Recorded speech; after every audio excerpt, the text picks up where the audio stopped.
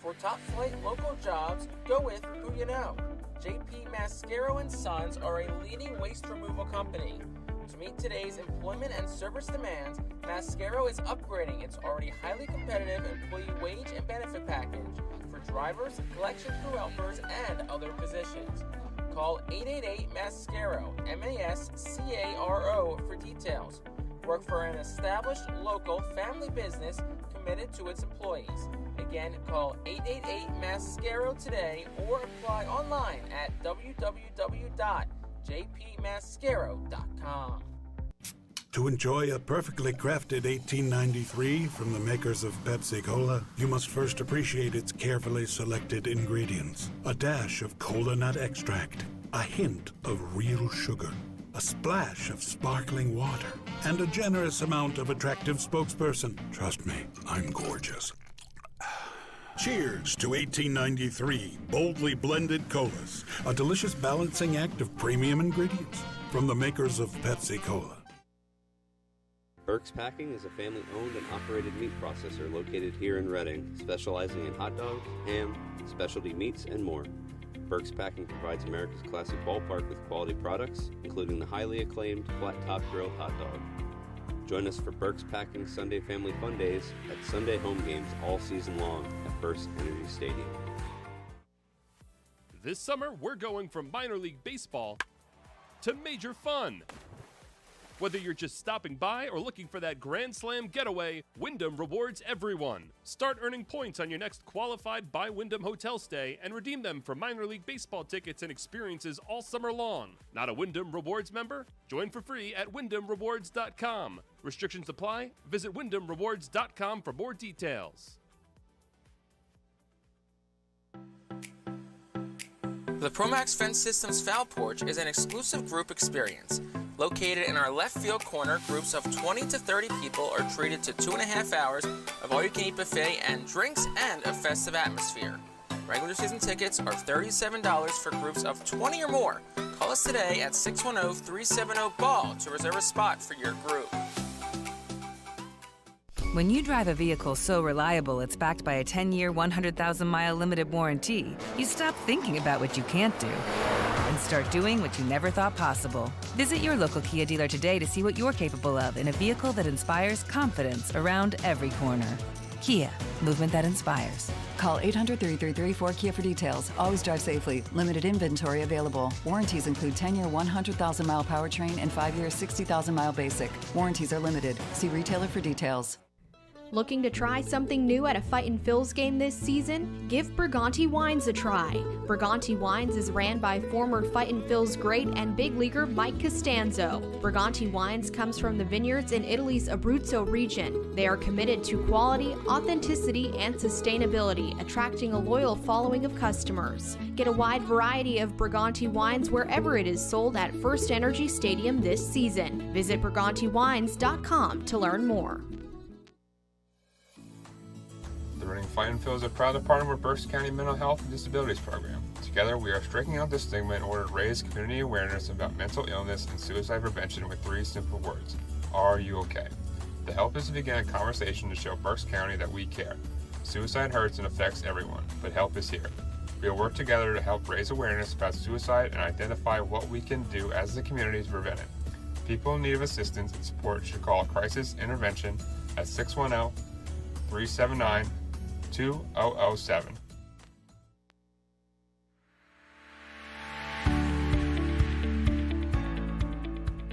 This is the Reading Fightin Phil's pregame show on the Our Phil's Broadcast Network, featuring exclusive interviews, content, and much more. Now out to the ballpark with broadcasters Jake Starr and Bob McCool.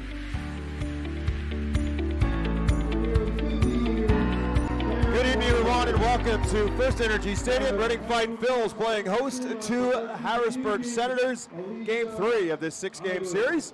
Fightin Phil's won last night with a 9-1 victory after Harrisburg took Game 1 by a score of 7-6. Alongside Jake Starr, my name is Bob McCool.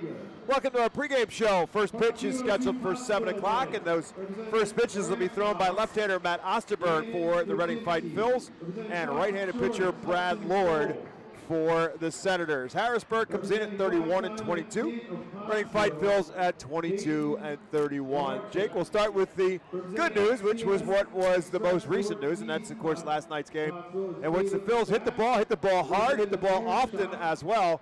Ultimately, with 10 hits, a bunch of extra base hits, and a relatively comfortable 9-1 win for the Phils. Felt pretty good.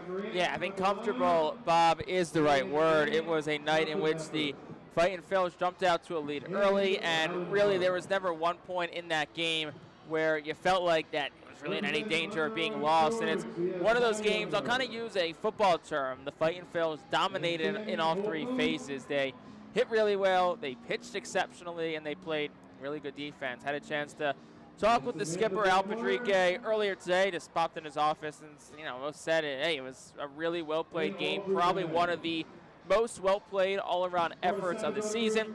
Like we said, the bad situational hitting was really good. They were 5 for 9 last night. We had runners in scoring position. Fightin Phil stranded just 5 on base, and they had 10 hits in total. So that's an impressive mark for sure. Pitching, I mean, what more can you say about Lachlan Wells?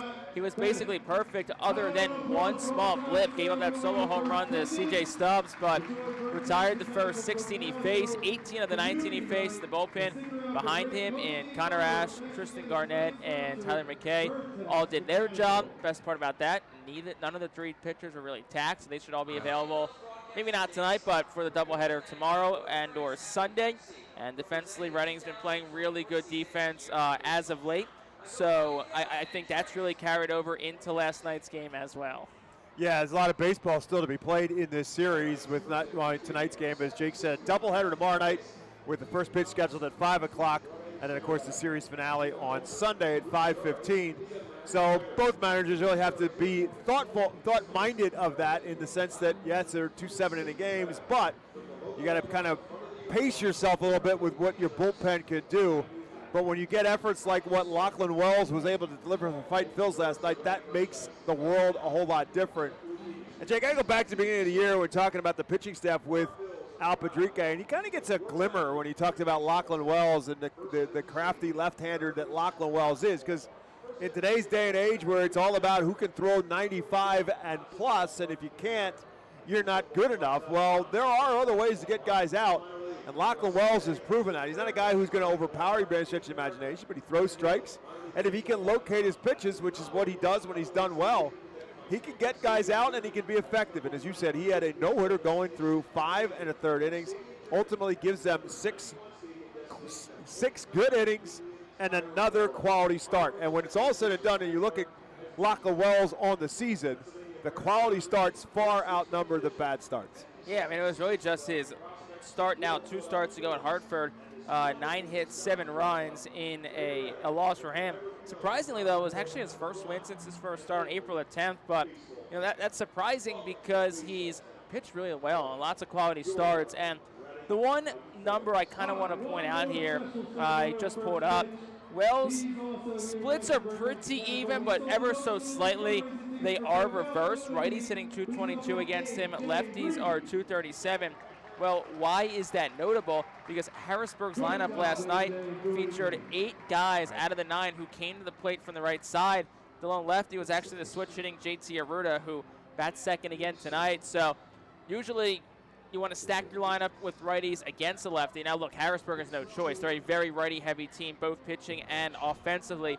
But regardless, for the Shields, it looks favorable. We have a boatload of righties against a lefty, but Wells actually does better against those righties because that's really who he throws his changeup against, and he loves to throw off that changeup a fastball that kind of rides up in the zone a bit, as kind of Phil Candary called it to me before the season, and he had a lot of success with that. Lots of weak contact. Only struck out 5 of the 19 he faced, but the weak contact was great. 66 pitches, 53 were strikes. Yeah, just very effective and very efficient by the way that Lachlan Wells got it done last night.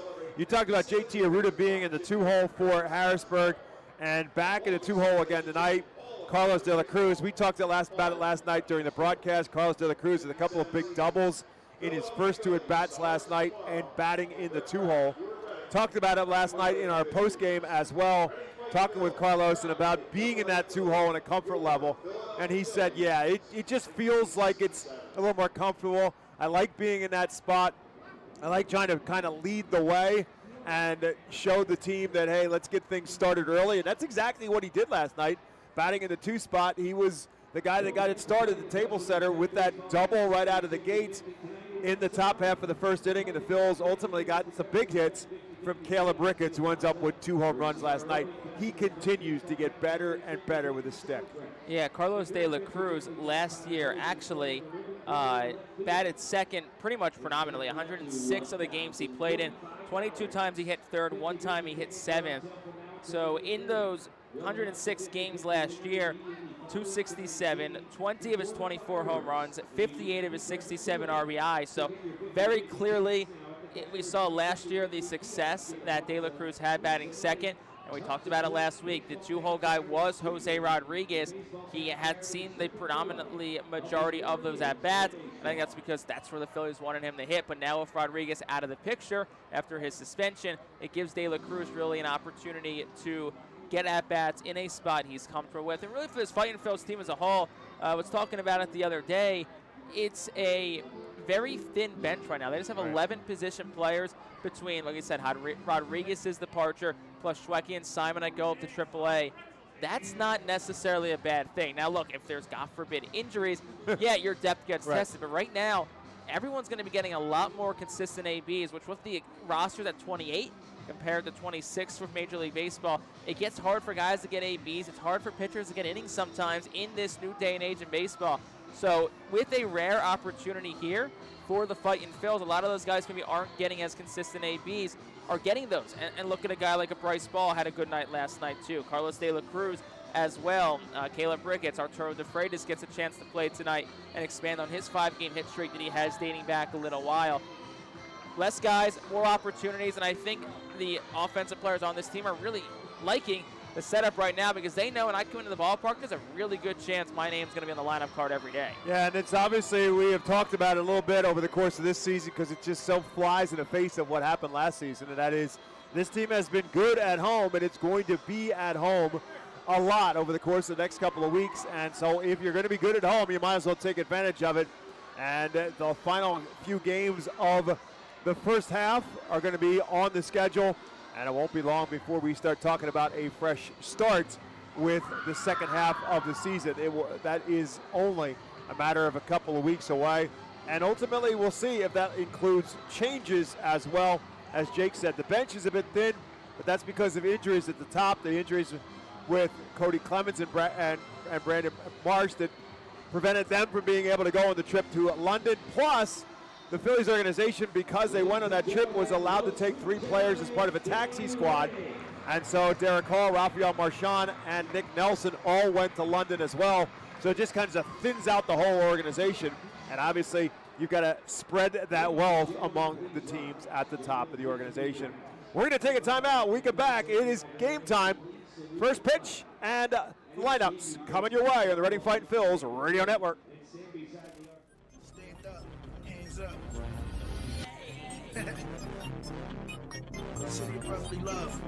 Stand up, hands up. Wilson hits it in the air, out towards right. Oh, watch it fly, and it's a walk-off, game-winning home run for Ethan Wilson. This one driven into left center field, turn and say goodbye. Carlos De La Cruz clears the scoreboard in left center field.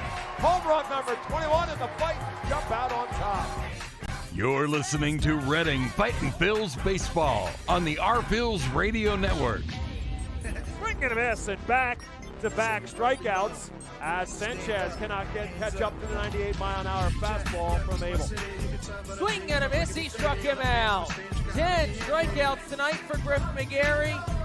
Now, out to the ballpark with your broadcasters, Jake Starr and Bob McCool.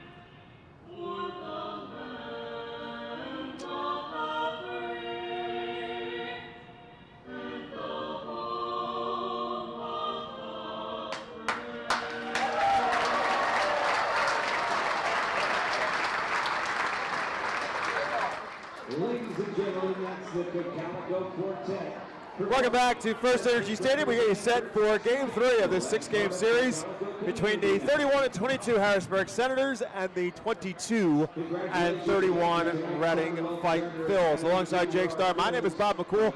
Time for you to introduce to you the starting lineup for the visiting Senators. Cody Wilson back in the leadoff spot for the Senators. Robert Hassel not in the lineup for the second straight night. JT Arruda bats second. Andrew Pinckney is third. Dylan Cruz, one of the top prospects in all of minor league baseball, bats in the cleanup spot. Brady House bats fifth. Dermis Garcia is in the sixth spot. Cortland Lawson is batting seventh. Israel Pineda is batting eighth, and the designated hitter is C.J. Stubbs. For the Harrisburg Senators, that lineup facing left-hander for the Reading Fightin Phils, Matt Osterberg. It is the 10th start for Osterberg, the first Fightin Phil, 2 double-digit starts. 1-3, a 6 ERA, 42 innings, 63 hits, 9 walks, 43 strikeouts. But last start at Hartford, arguably his best of the year, got his first win, 6 innings, 9 hits, an earned run, no walks, 7 strikeouts, threw 85 pitches, 63 strikes, and just 22 balls. Our game time temperature on another beautiful night for baseball in Baseball Town is 76 degrees. Wind blowing at about 7 miles an hour, but a bit of a gusty wind, gusts up to about 15 miles an hour. Right now, the American flag on top of the Redner's Event Center in center field is blowing out towards right center field. So, as Jake said in our pregame show, it is a right-handed dominant lineup that manager Delino DeShields runs out there for the Harrisburg Senators on almost every night. And it will be an all right-handed hitting lineup with JT Arruda, the switch hitter, who bats second. Obviously going to bat right-handed against Matt Osterberg. So Osterberg will see nothing but left-handers as he works his way through the Senators lineup. We are set to go. And at 7:02, our first pitch for Matt Osterberg in the start of tonight's game, and we're underway in Baseball Town. The first pitch up high and away, ball one. Osterberg fastballs in the low 90s. 93 is about where he's going to top out in terms of his fastest of fastballs. Also throws a cutter and a changeup predominantly against right-handed hitters, as we just said, is what he'll see mostly. All exclusively, I should say. It's 2 balls and no strikes as he again misses up high. Right back with his 2-0 pitch. That too is up high. It's 3-0. And after that second pitch, Osterberg kind of kicking around a little bit at the mound, and whether it was his spikes or the rubber. So Matt Osterberg misses 3 straight pitches up high and a 4th as well. And that's not atypical of Matt Osterberg. 42 innings pitched, 43 strikeouts. As Jake said, 9 walks on the season. He just walks his 10th as he throws 4 straight outside the zone. Yeah, you said, Bob, very uncharacteristic of Matt Osterberg. Missed all 4 pretty much in similar spots, up and away to a righty. So whether it's a release point ding or where it's foot landing, but hopefully he's able to get it together here. And there's his first strike, that's definitely a good sign. And JT Arruda fouls that pitch into his own dugout. Arruda at 231 on the season. Got 7 doubles, 10 RBIs as Wilson takes his lead off at first. No balls and a strike to JT Arruda. Here's one grounded towards short. Robert Moore charges, flips to Kendall Simmons at second, and the relay is in time, and that quickly. The 6-4-3, it's 2 outs in the first. Well, you know what? That's a great way to forget about that 4-pitch walk. You roll up a 6-4-3 double play, the 28th twin killing that the Fightin Phils have turned this season. Out for Osterberg, pound the zone, a couple of strikes here, and you can get yourself out of this inning pretty much clean. Andrew Pinckney now will bat as we give you the rest of the defense for the Phils. Ethan Wilson is in left. Carlos De La Cruz is in center tonight with Marcus Lee Sang in right. Bryce Ball is at first. Kendall Simmons, who on the relay man in that double play at second, and the guy who got it started, Robert Moore, at short. Casey Martin is at third tonight. Arturo De Freitas is behind the plate. Pinckney sees a strike and then fouls off another. So after missing with 4 straight, Matt Osterberg has found the release point, found the strike zone, and has filled it up ever since. And he's quickly ahead of Andrew Pinckney, no balls and 2 strikes. And that one is low in the dirt. 1 ball and 2 strikes to Pinckney, who's hitting at 276 on the season with 4 home runs and 24 RBIs. The middle of Delano DeShiel's order has pretty much stayed the same through the first 3 games. Robert Hassel, as we said, not in the lineup the last 2 nights. He's generally their leadoff hitter. 1-2 pitch to Pinckney. Again, up the middle, Robert Moore ranges far to his left. Off balance throw is dug out nicely by Bryce Ball. And that quickly, the inning comes to an end as the Senators in the first, no runs, no hits, no errors, and ultimately none left on base when we come back to FirstEnergy Stadium. The home team bats in the bottom half of the first. Empowering communities one relationship at a time is our commitment at Tompkins. Our customers have thrived thanks to our focus on local lending and their commitment to the customers they serve. They do a great job. Everything for us, from our banking, our insurance, to our wealth management. Tompkins has always been there for us. We see a long relationship with Tompkins. They're good people. Tompkins, banking, insurance, wealth. Member FDIC Equal Housing Lender. Investment and insurance products are not FDIC insured, not bank guaranteed, and may lose value. International Fireworks is the official fireworks provider of the Phillies. International Fireworks shoots every fireworks show throughout the season, including 9 Mega Blast fireworks shows. International Fireworks also provides the pregame fireworks after the national anthem at each game.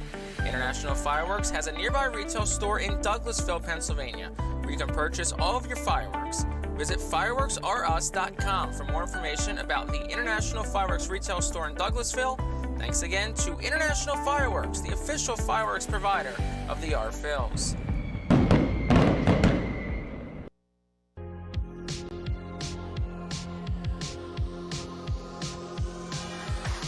Time for us to take a look at tonight's starting lineup for the Reading Fight Phil, presented to you by Golden Oaks Landscaping. Marcus Lee Sang will lead off. Carlos De La Cruz back in the 2-hole. Carson Taylor bats third with Caleb Ricketts having tonight off. Kendall Simmons will bat cleanup. Ethan Wilson will bat in the 5-hole. Bryce Ball bats 6th. Robert Moore bats 7th. Casey Moore is batting in the 8th spot. And Arturo DeFreitas is the catcher tonight for the Fightin' Phils, facing right-handed pitcher for Harrisburg, Brad Lord, who is about to wind and deliver his first pitch to Marcus Lee Sang, who fouls it out of play. Brad Lord, the 24-year-old right-hander on the mound for the Senators. Boy, has Brad Lord been good. It's his 10th start. He's 6-1 with a 1.60 ERA, 50 2/3 innings pitched, 39 hits, 17 walks, 54 strikeouts. And he comes right back after the foul ball by Lee Sang and gets one over on the inside corner. So quickly ahead of Lee Sang, no balls and 2 strikes. And Lord, working quickly, forces Marcus Lee Sang to say, woohoo, let's slow this down a little bit, and he'll call timeout. Lee Sang at 260 on the season, 5 doubles, 3 triples, 6 home runs, and 19 RBIs. Lord back with his 0-2 pitch. This is outside, it's 1-2. And how about Lord over his last 6 starts? 6-0, 37 innings, 3 earned runs, 13 walks, 35 strikeouts, a .73 ERA, and a .92 whip. His 1-2 pitch. Right back through the middle, but the shortstop, Cortland Lawson, is right there for the field of the ground ball, and the flip to first for 1 out here in the first. Yeah, I mean, Lee Sang hit it in a good spot and hit it pretty hard off the bat also, but like you said, Lawson had it played pretty much perfectly and makes that first play. Lord also was named the Eastern League Pitcher of the Month for May for quite obvious reasons. When you look at his May numbers, I think it's pretty much a no-brainer. So that brings Carlos De La Cruz to the plate. Carlos with a couple doubles last night, and how about a single here? Right back up the middle. With the first pitch he sees from Brad Lord, Carlos De La Cruz, a 1-out base runner. Like we said, there was a confidence in that 2-hole, but I like what he said to you last night, too, that having Caleb Ricketts behind him gives him good protection. Tonight, it's Carson Taylor, same thing. You put him in the 2-hole, and you put a guy like Ricketts or Taylor behind you, they are forced to pitch to Carlos, and that's what they're doing, and it's yielding results. So the RBI leader for the Fightin' Phils and the Eastern League, Carson Taylor, stands in. He's the designated hitter tonight for Reading. Left-hand hitter sees the first pitch, bit up high for a ball. One of the things that Al Padriquez talked about with us with De La Cruz and his struggles this year is that he just feels as if Carlos has put too much pressure on himself, that he felt like he had to do more, and that kind of plays into exactly what Jake is talking about. As De La Cruz takes off, Taylor swings and fouls it back. And so De La Cruz will have to go back to first base. Also just noticed tonight, Carl Ellison, third base coach, as we talked about this morning, and Al Padrique is on the first base side. The skipper is coaching first tonight. Carl Ellison, who's normally on the first base side, is coaching third. Carson Taylor in a 1-ball and a 1-strike count. De La Cruz took off on that last pitch. We'll see if he does it again. And Brad Lord thinking the same thing with the throw over to get him to dive back in. Yeah, De La Cruz just 1 steal in the year. My guess with a guy who has 15 extra base hits at the plate is that was probably a hit and run. I don't see them doing that again, but look, I've been wrong before, but just my thoughts. 1 ball and 1 strike to Taylor. Misses a bit outside. It's 2-1. The defense behind Brad Lord. Cody Wilson is in left field tonight. Dylan Cruz in center. Andrew Pinckney is in right. Dermis Garcia at first. JT Arruda at second. We talked about Cortland Lawson at short. Brady House is back at third, and Israel Pineda is behind the plate. 2 balls and a strike to Taylor. Fists this one foul and out of play, and evens the count at 2-2. Taylor is under 300 for the first time since you said it the last time. I said it the last time. 3 hits. So you know what? I'll say it again. Might as well. Get him hot. Get him going again. 2 balls and 2 strikes to him as he stands in. Over for a called strike 3. And that is out number 2. Carson Taylor does not agree. But he is Brad Lord's first strikeout victim of the night. And will bring Kendall Simmons to the plate. Yeah, very borderline pitch. May have maybe clipped the outside part of the zone, but still a very close offering from Lord, which of 2 strikes, I mean, it's a good spot for him, and got the call from Garrett Griffin, our home plate umpire tonight. Along with Matt Blackborough at first, Charlie Wellings is at third with Kendall Simmons at the plate. Takes one way outside, it's ball 1. And Carlos De La Cruz at first base with the game's first hit. 2 outs now here in the bottom of the first. Brad Lord with his stretch move. Long look to first. And his pitch is over for a called strike. Sinker according to the scoreboard. Kendall Simmons, I don't think, would agree with the strike zone. So it's now 1 ball and 1 strike to Simmons.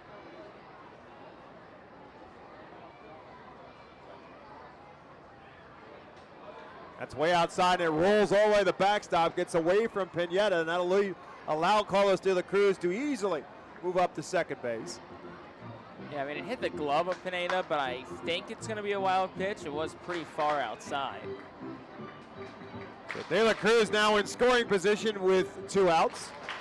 And a 2 balls and 1 strike count to Kendall Simmons, who does have 14 RBIs on the year to go along with 6 home runs and a .256 batting average. Up and in, Kendall Simmons shaking his head no, just in case Garrett Griffin, the home plate umpire, might have thought about calling it a strike. Kendall Simmons wanted to let him know that he didn't think it would be if he called it that way, but it's 3-1 to the batter.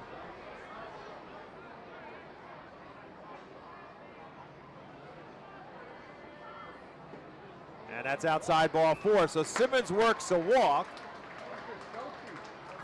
Phil's now with 2 men on, and left-hand hitting Ethan Wilson will stride to the plate. Really good at bat by Kendall Simmons. Really disciplined at bat too. Lord did throw some close pitches, but Simmons able to lay off. Ethan Wilson still looking for the first long ball this season. He's got 5 RBIs on the year with 2 men on and 2 out.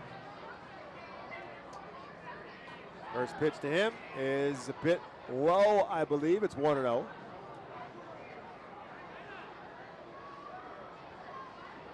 Wilson with 2 hits so far in the series, 2 for 7. Hit in each of the 2 games. Lord takes a long look back to De La Cruz, comes to the plate, and it's fisted foul and out of play. Up and over the 67 club.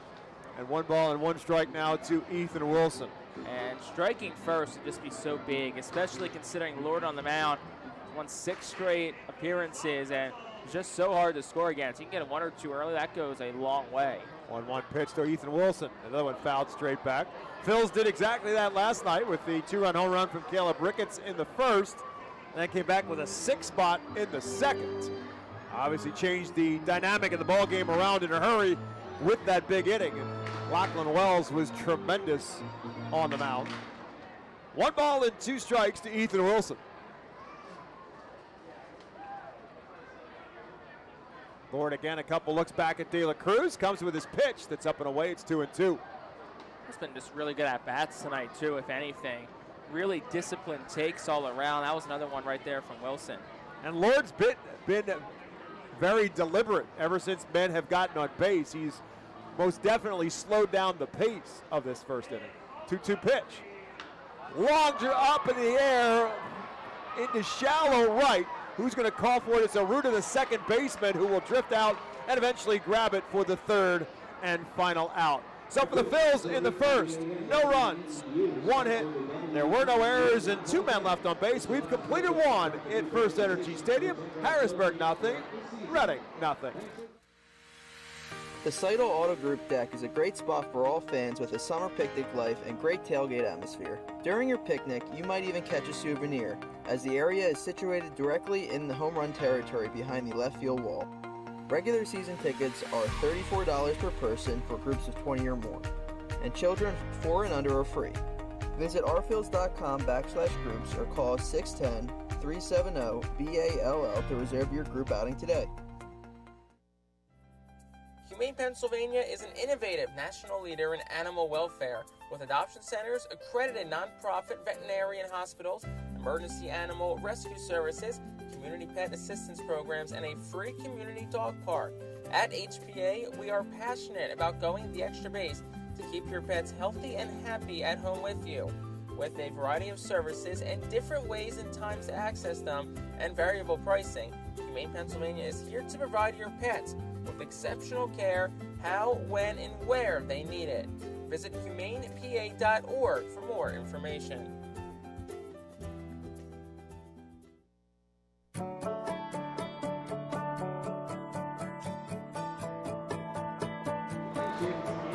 We head to the top half of the second inning alongside Jake Starr. My name is Bob McCool. Reading Fightin Phils, who are the Los Luchadores on a Fiesta Friday night here at FirstEnergy Stadium. Tonight's fireworks, International Fireworks, is the official sponsor of the Our Phils Fireworks Show during the 2024 season. You can head to their store, 1242 Sycamore Road in Douglasville, or you can make yourself out here to FirstEnergy Stadium before the end of tonight's game, or maybe more appropriately to tomorrow night's game, where there'll be a Mega Blast fireworks. Tomorrow night doubleheader here at the ballpark. Dylan Cruz leads off the second inning, swings at the first pitch, lifts a lazy fly ball that turns into a little bit more than that with the wind blowing out to right. And ultimately secured out in right field by Marcus Lee Sang. Dylan Cruz out on 1 pitch here in the second. Again, fireworks on tap tonight, fireworks on tap tomorrow night, doubleheader. First pitch is at 5 tomorrow night, with the Mega Blast fireworks to follow, and then the series finale on Sunday afternoon here at 5:15. Brady House now bats. House rolls one towards third. Casey Martin tried to backhand it, could not. Ball trickles into left field. House, hustling all the way, is headed to second, and he's going to get there in plenty of time. So it'll be a hit for Brady House, you would assume, as Casey Martin tried for the backhanded stop but couldn't come up with it cleanly. House ends up at second base with 1 out. So they will give it a hit. This will they have to give it a double? They would have to. Well, they don't have Unless to. They say it's a single and an error, because it has to be either a double or a single and an error. Right, but if it's an error, I mean, if it's an error on Martin, then it's an error on Martin.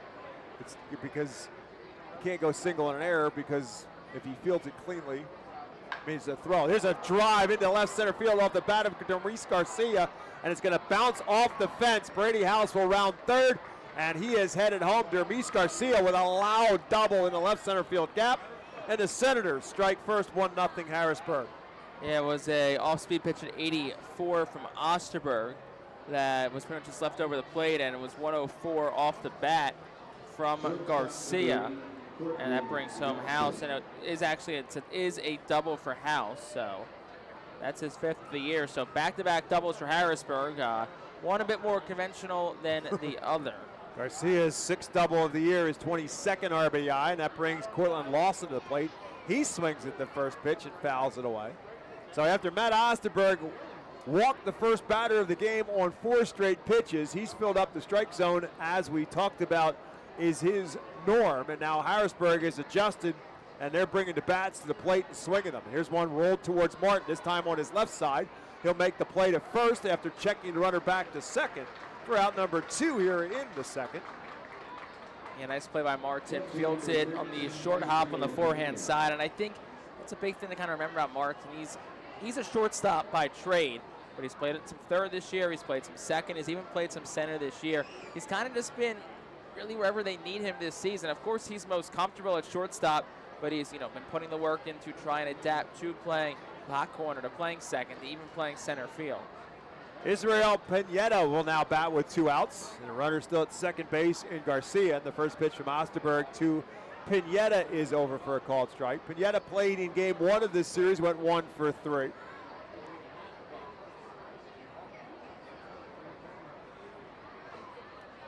There's 1 home run and 13 RBIs on the season. Here's another one hit to Casey Martin. Again, he tries to backhand it. Again, he can't come up with it. And that's going to allow Garcia to come around third and come home with yet another run. 2-0 Harrisburg now on top. See what they roll back. Got to think that's going to be an E5 on Casey Martin. If so, it's his 6th error of the season. Still waiting for him to get put up on the scoreboard on whether it's a hit or an error. So it's 2-0 now, Harrisburg on top. Pineda is safe at first base. And the 9-hole hitter, C.J. Stubbs, now will bat. They do indeed now put it up as an error, so it goes as an error on Casey Martin. And an unearned run for Osterberg. And that first pitch to C.J. Stubbs is over for a called strike. Stubbs 1 for 2 last night with the home run. He broke up the no-hitter for Lachlan Wells with a solo home run in the 6th inning. 0-1 pitch. It's a bit low. It is 1-1. CJ, the younger brother of Philadelphia Phillies catcher Garrett Stubbs. Both were members of the Houston Astros organization at one time. CJ played his college baseball at the University of Southern California. There's an off-speed pitch. He's way out in front of that. It's 1-2.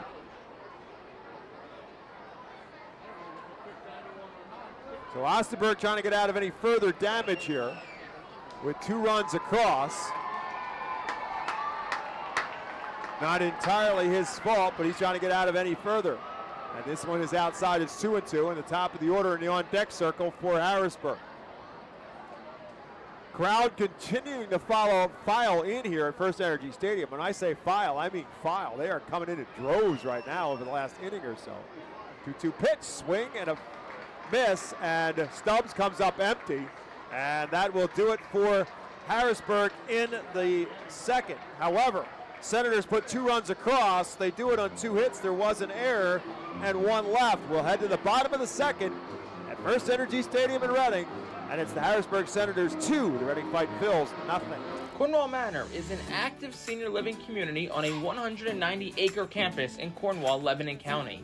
The community offers independence and opportunities for wellness and fitness, as well as educational and musical programs, and the peace of mind of having convenient health care on site. Cornwall Manor offers a range of residential choices from apartments to homes. Prospective residents are welcome to visit us for lunch and have a chance to learn more about the community. More information is available online at cornwallmanor.org. Cornwall Manor, celebrating 75 years of senior living. The Fightin Phils know who to call for trash and recycling services. A proven winner, J.P. Mascaro & Sons. The industry leader for over 50 years. Trust the familiar Mascaro Blue Elephant to provide dependable, quality service for your home or business. That's J.P. Mascaro & Sons, one of the top companies in its industry. Trash and recycling services for home, business, and industry. We are hiring and have open positions in Berks County. Check our website for open positions at jpmascaro.com or call 1-888-MASCARO. J.P. Mascaro & Sons, ready to serve you.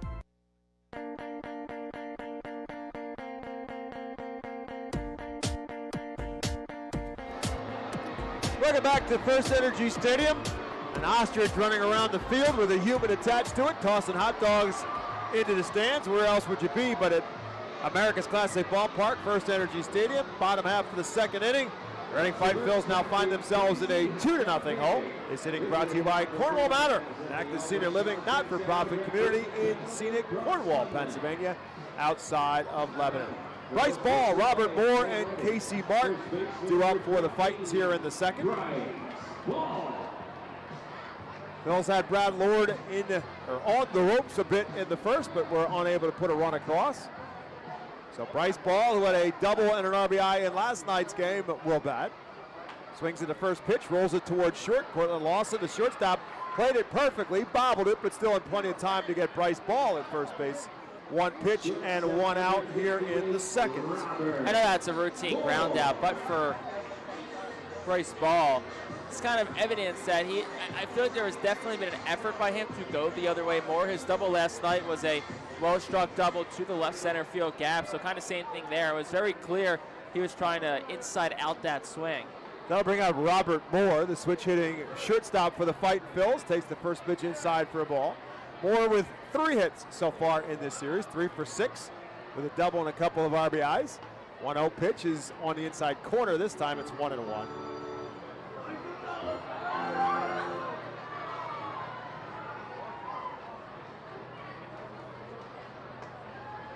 Pitch up high, Moore started and stopped. They'll check, and Charlie Wellings, the third base umpire, says he does not go around. So the count now 2 balls and 1 strike. So as I said, the crowd filing in here at FirstEnergy Stadium, and it went from this one lifted into shallow left field. Back goes the shortstop Lawson, and into shallow center field. He makes the catch, backpedaling for out number 2. So it went from a good crowd to a great crowd here at FirstEnergy Stadium on a Friday night in Reading. That will bring Casey Martin to the plate.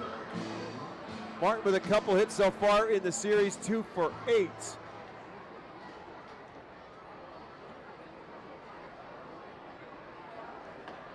And the first pitch from Lord is over for a called strike.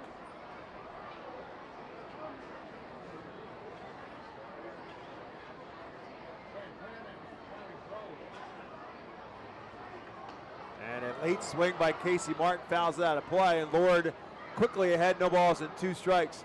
Much faster pace for Brad Lord, pitching with no one on base than when there was runners on base in that first inning. Most definitely slowed down in that spot. 0-2 pitch, swing and a miss, and a very quick 1-2-3 inning for the Fightin Phils as Brad Lord records his second strikeout.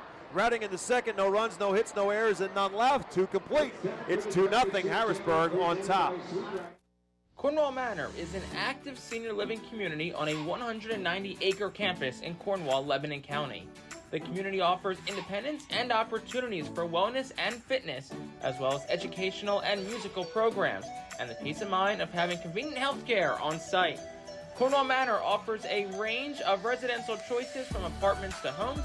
Prospective residents are welcome to visit us for lunch and have a chance to learn more about the community. More information is available online at cornwallmanor.org. Cornwall Manor, celebrating 75 years of senior living. Are you looking for a reliable food distributor to meet all your culinary needs? Look no further than our trusted team at Feaser's Food Distributors. For over 120 years, our products have been sourced from the best farms and suppliers, ensuring that you get the best ingredients for your restaurant or organization. From fresh produce to premium meats, Feaser's supplies everything but the appetite. Visit Feasers.com today to experience the difference in working with a top-tier, family-owned food distributor. Feaser's, your partner for success in the kitchen. Looking for a fast and hassle-free way to get your snacks and non-perishable groceries? Look no further than FeasersDirect.com. With just a few clicks, discover the convenience of having your culinary essentials ready for a pickup at our headquarters in Harrisburg.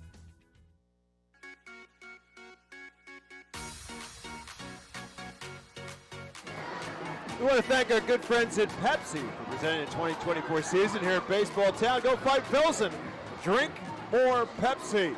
Harrisburg to the plate here in the top of the third with the Senators on top 2-0. Top of the order, and Cody Wilson will lead it off for Harrisburg. Wilson walked on 4 pitches his first time up. Cody Wilson hitting at just 101 so far on the season. And First pitch swinging and lifts this one to center field. De La Cruz take a couple of steps back, but he'll catch it easily for out number 1. A lot of first pitch outs in this last inning and a half. Yeah, I think that's got to be the scouting report on Osterberg, is to attack early in the count. Opponents are hitting .339 against him this year. Entering tonight, it was 63 hits in 42 innings, so definitely giving up his fair share of hits. So just got to think that with that in mind, Harrisburg thought, hey, if you get something you like first pitch, don't be afraid to give it a rip. JT Arruda shows bunt, pulls it back, but it's over for a called strike. Arruda hit into a double play in the first inning. It's a big spot for Osterberg after he walked Cody Wilson in 4 straight pitches. Turns around a couple pitches later, he's in a whole lot of a different of a situation after the double play. Second pitch to Arruda is low. It's 1-1.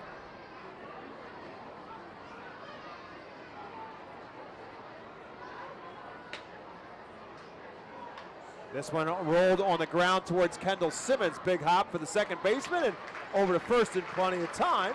2 down here in the third.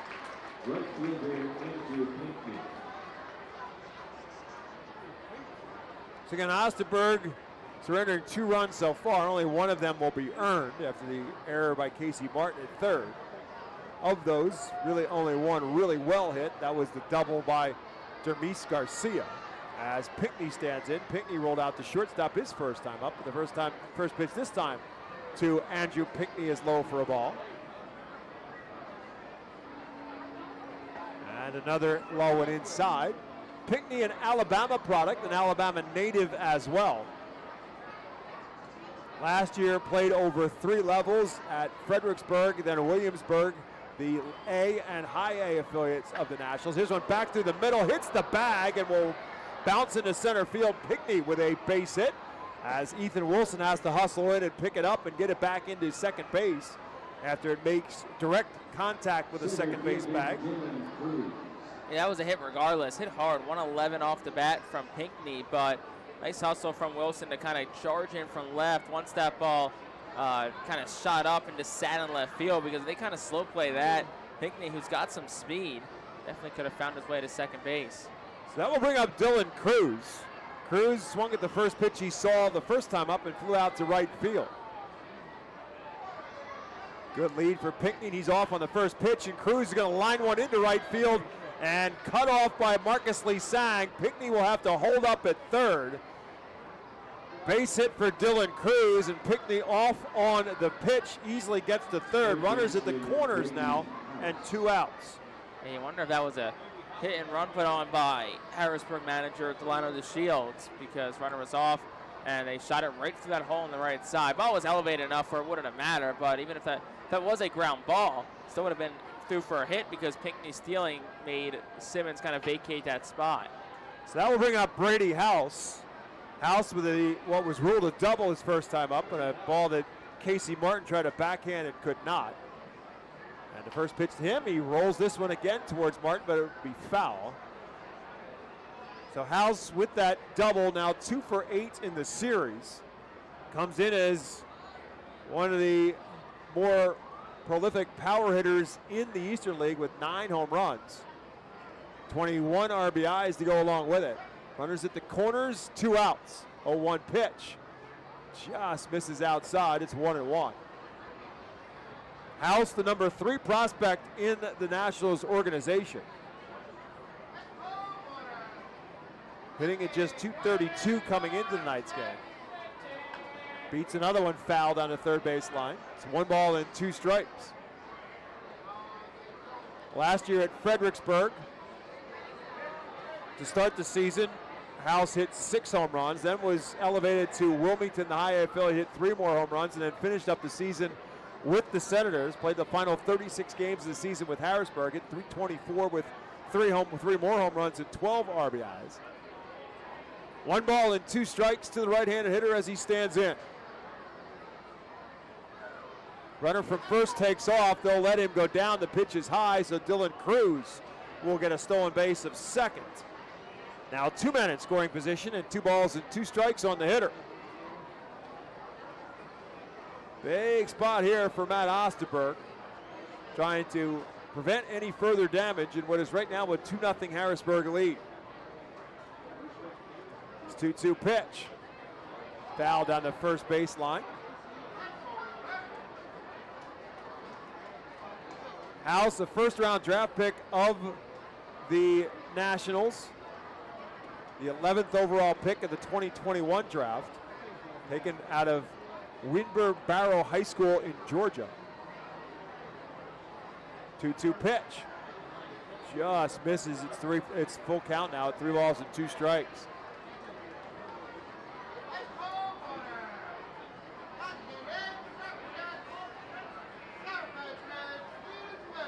Pinckney the runner at third, Cruz the runner at second.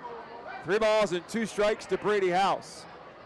Swing and a miss, strike 3, and that'll do it for the Senators in the third. Big strikeout for Matt Osterberg to end the third. Harrisburg, no runs, 2 hits, no errors, and 2 big runners left on base. 2.5 complete. It remains 2-0 Senators on the Reading Fightin Phillies Radio Network. Nursing home neglect is a serious problem. If you or a loved one has suffered from bed sores obtained in a nursing home or a fall down in a nursing home resulting in a fracture, our friends at Swartz Culleton can help. Call the attorneys at Swartz Culleton for a free consultation.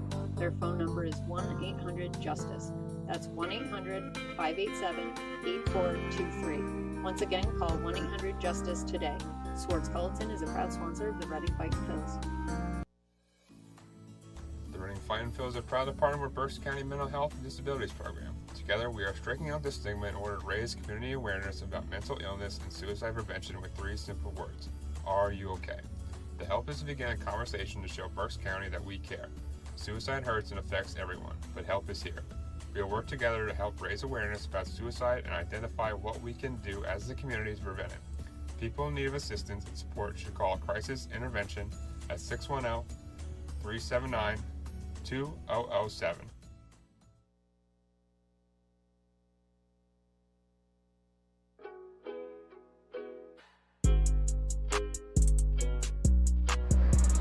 Bottom half of the third inning brought to you by Swartz Culleton PC. You can expect reliable and experienced attorneys who are committed to getting you justice after a serious personal injury. Call Swartz Culleton today at 1-800-JUSTICE.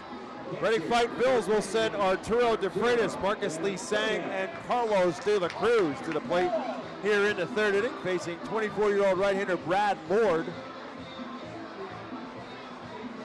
For the Senators, 2 runs on 4 hits, no errors for Harrisburg, no runs on 1 hit, and 1 error committed by Reading so far. First pitch to Arturo De Freitas is low for a ball. Arturo De Freitas, who just turned 23 years of age at the end of May. Right-hand hitting catcher. 1-0 pitch, rolled up the middle. Lawson, the shortstop, ranges over to his left, and he can't field it cleanly. De Freitas is safe at first. We'll see how they ruled that one. It would have been a really tough play for Lawson, who ranged far to his left to try to make the play. Got a glove on it, but he really couldn't grab it cleanly. So De Freitas is a leadoff base runner for the Phils here in the third. And we'll bring the top of the order and Marcus Lee Sang to the plate. Lee Sang ground out to short his first time up. They are going to rule out an error on Lawson. So the first error for the Senators. Marcus Lee Sang lays down a bunt. Brad Lord, the pitcher, will field it. He'll go to first and just get Marcus Lee Sang at first. So De Freitas will move up to second base. That'll go down as a sacrifice bunt for Marcus Lee Sang. He almost beat it out. Goes 1-3 on the putout. Lord, the pitcher, to Dermis Garcia, the first baseman, for out number 1. It brings up Carlos De La Cruz, who got the Phils base hit his first time up the middle. De Freitas now at second base and 1 out. De La Cruz swings at the first pitch and beats it foul. Carl Ellison with the stop, and Carl Ellison coaching at third base tonight, and the manager Al Padrique at first base. No balls and 1 strike to Carlos De La Cruz.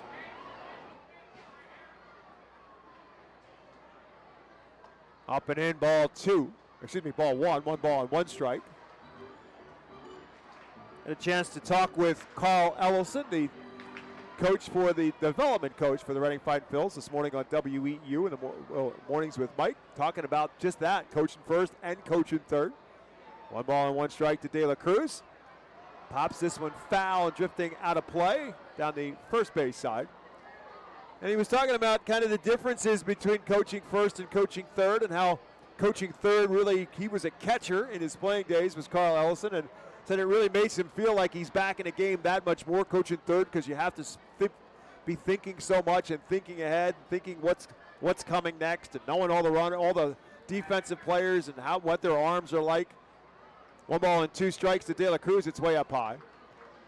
But he's very appreciative as well of the guy who is his mentor, which is Al Padrique at first base, because not only is Al Padrique giving him the opportunity to coach at third at times, but Al Padrique has coached third base at so many levels. 2 balls and 2 strikes to De La Cruz. It's way outside. It's 3-2. Obviously, when you're the manager in the minor leagues, you're coaching third base all the time, and Al Padrique has done that quite a bit, whether it be at AA or AAA. But he's also been a third base coach in the major leagues for both the Oakland A's and the Miami Marlins. 3 balls and 2 strikes to De La Cruz. And that's inside, ball 4. So De La Cruz, a base runner for the second time. Second walk surrendered by Brad Lord. And so again, the Phils have 2 runners on here. And now 1 out for the league's RBI leader, Carson Taylor, who was a strikeout victim his first time up.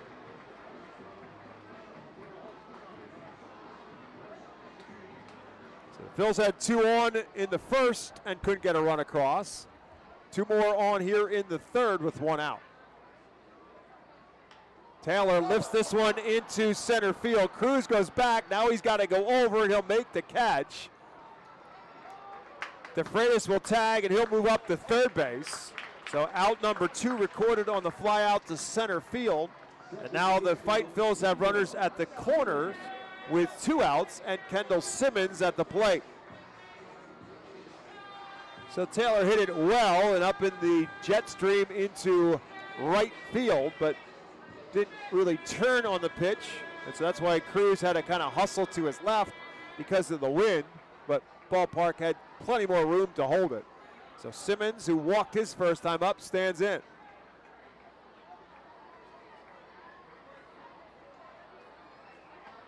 And again, the pitch is outside for a ball. So Brad Lord, with no one on base, gets the ball, takes a look, and fires. With men on base, as there are now, takes a much longer look and much more deliberate to the plate. 1-0 pitch. Big swing, no contact. Good off-speed pitch, and Simmons way out in front. It's 1-1. Brad Lord graduated from South Florida College, drafted by the Nationals in the 18th round in 2022 from South Florida. 1 ball, 1 strike to Kendall Simmons. Fisted in the right side and threw for a base hit. That will bring DeFreitas home and put the Fightin' Phils on the board. It's 2-1. Kendall Simmons, back-to-back nights, couple of balls that didn't really hit particularly hard. That one 84 off the bat, but finds a way to sneak it through for a base hit. And the Fightin' Phils are on the board, make it 2-1. 15th RBI of the season for Kendall Simmons. And again, 2 men on and 2 outs now for Ethan Wilson, who popped out to shallow right field, and the second baseman, JT Arruda, his first time up.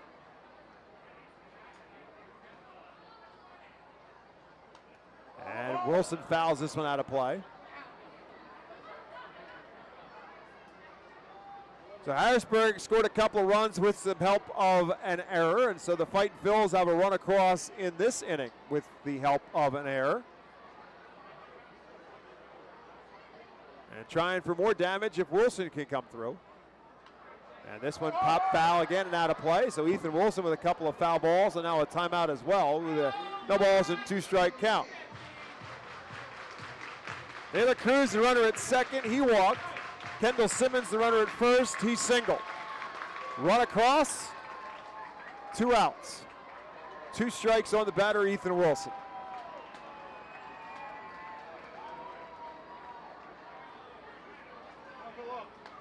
That's up and away, ball 1. Outfield defense for Harrisburg plays Ethan Wilson way around the other way. If Ethan Wilson would pull the ball down the right field line, he would run for a very long time. 1 ball and 2 strikes to him. Fouls another one out of play. Another late swing from Wilson, but he's fouling them away.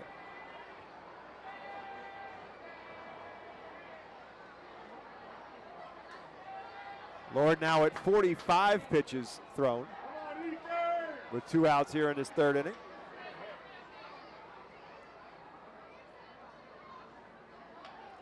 Line drive, but right at the first baseman, Dermis Garcia, and that will do it for the Phils in the 3rd. For Reading, 1 run. They did it on 1 hit. There was 1 error and 2 left on base. Through 3 in FirstEnergy Stadium, it's Harrisburg 2, Reading 1.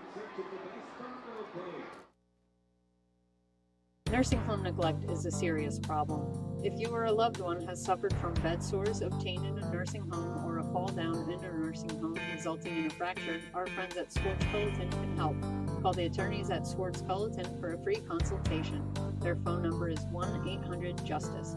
That's 1-800-587-8423. Once again, call 1-800-JUSTICE today. Swartz Culleton is a proud sponsor of the Reading Fightin' Phils.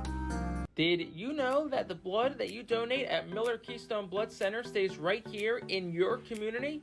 That's right, it goes to your area hospitals. So you might just be helping a family member, a friend, or a neighbor.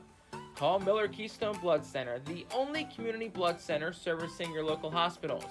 1-800-BA-DONOR or go to giveapint.org. We're located at 1047 Old Burnville Road, just behind Classic Harley-Davidson.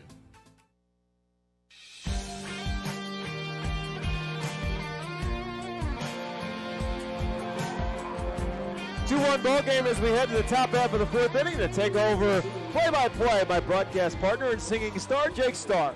Thank you very much, Bob. Top half of the 4th inning. It is a 2-1 lead for the Harrisburg Senators over the Reading Fightin' Phils. Just a reminder that every Tuesday, all active military and veterans receive $3 off box seats thanks to our friends at the residence at Village Greens. So it'll be 6-7-8 due up for manager Delano DeShields and the Harrisburg Senators as Matt Osterberg returns for inning number 4 of work. Osterberg's been pretty efficient tonight, just 38 pitches. First one home to Dermis Garcia is swung on, hit in the air towards right. Drifting back goes Lee Sang. He'll have room, a couple of steps in front of the track, makes the catch. That is out number 1. And that'll bring Cortland Lawson to the plate. That's 3 straight innings where Matt Osterberg has gotten the first out on 1 pitch. So Lawson will dig in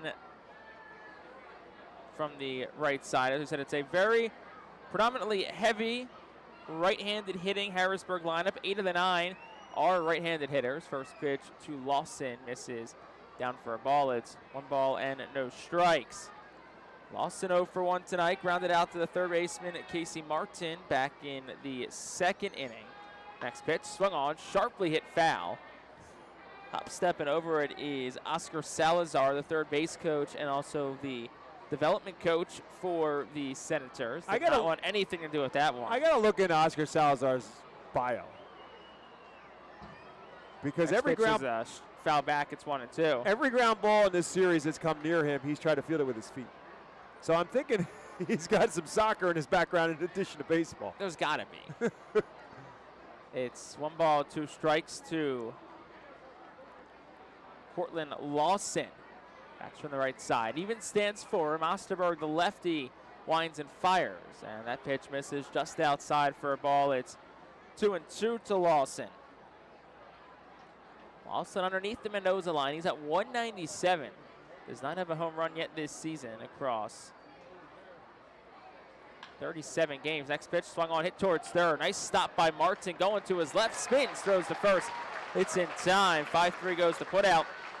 2 gone in the inning for Israel Pineda. Played much better there by Casey Martin. I think, Jake, that has a lot more to do with kind of the style of the ground ball, if you will. That's more of a shortstop style of play than it is the 3rd base style of play, where he ended up trying to backhand a couple of ground balls earlier in that 2nd inning, as opposed to getting his feet in front of it. That one kind of ranging him far to his left, just like he does very often at shortstop.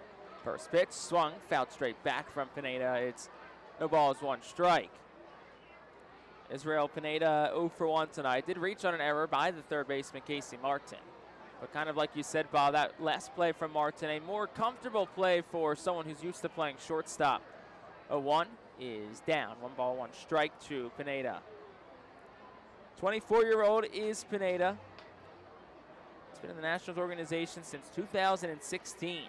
Signed with the Nationals at 16 years old as an international free agent. 1-1 to him, swung on, line drive, right field, falls in front of Lee Sang for a base hit. So it's a 2-out single for Israel Pineda, the 5th base hit for Harrisburg tonight. It's another one of the 2-out variety for the 2nd straight inning, and that'll bring the DH CJ Stubbs to the plate.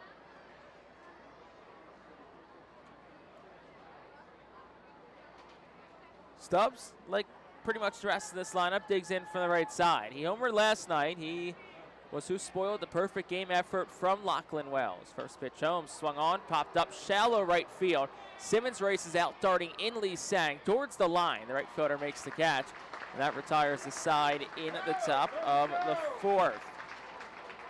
No runs on a hit, no errors. 1 left for the Senators. We're through 3.5, home half for the 4th. Up next, the Fightin' Phil's trailing 2-1. Are you ready to embark on the adventure of retirement? Welcome to the Highlands at Wyomissing, where over 35 years of experience have perfected the art of senior living. Nestled on over 113 acres of serene landscape, our community offers a haven for active seniors seeking tranquility and excitement alike. Discover a lifestyle enriched with stunning amenities and engaging activities, all within the premier nonprofit life care community in Berks County. Bid farewell to home maintenance and embrace more quality time with loved ones as you enjoy a calendar brimming with thrilling events and trips. Experience the security, independence, and boundless opportunities that await you at the Highlands at Wyomissing. Call us today and unlock the possibilities of your retirement. Visit the Brentwoods Industries Fightin' Phil's team store to stay repped all season long. Head to our store at FirstEnergy Stadium or online at artphils.com/shop. We have a wide variety of Fightin' Phil's hats, jerseys, kids apparel, and much more. Looking for something new? Check out our brand new Pinstripe and Los Luchadores jerseys. Root for your Fightins in style and stop by the Brentwood Industries Fightin' team store or artphils.com/shop.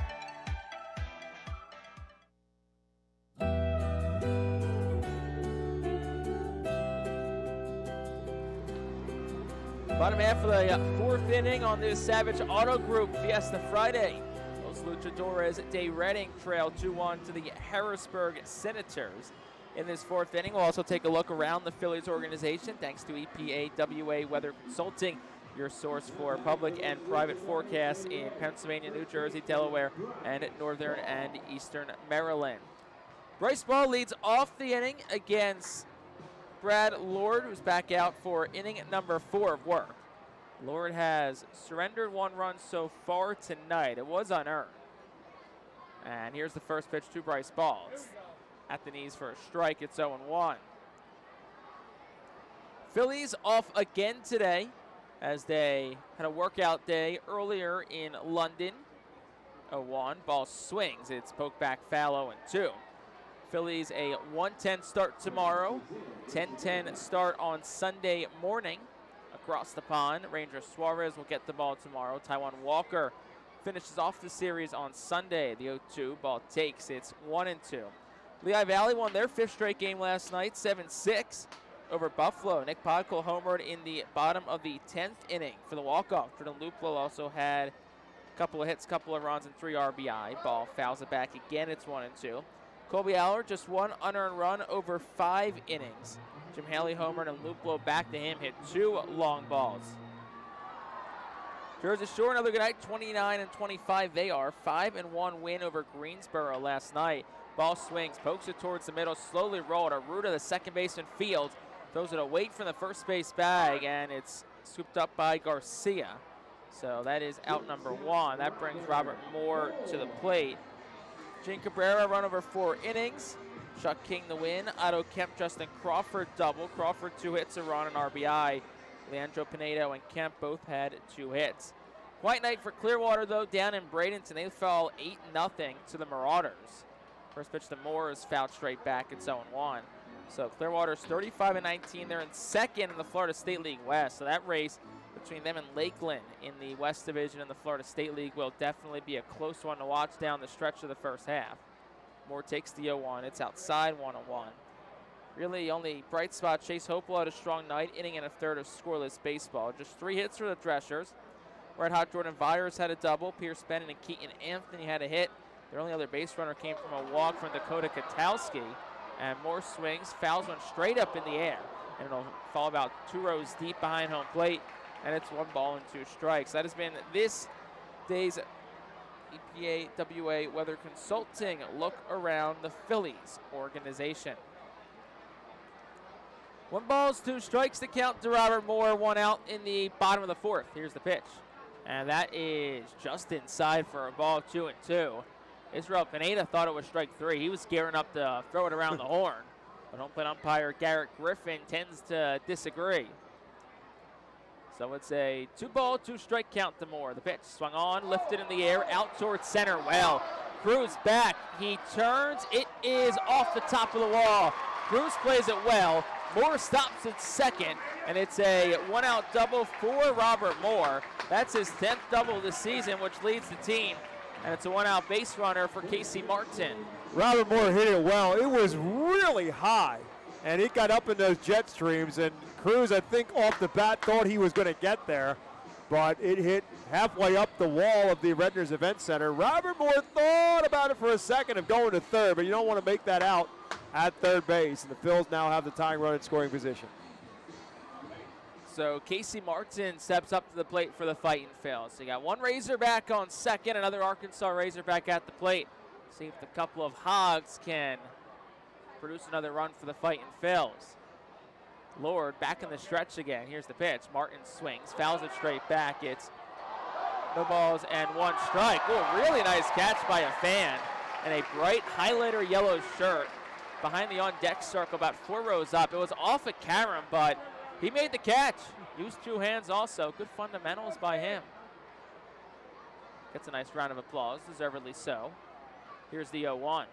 Swung on, lifted in the air, foul territory right side. Garcia, the first baseman, goes over.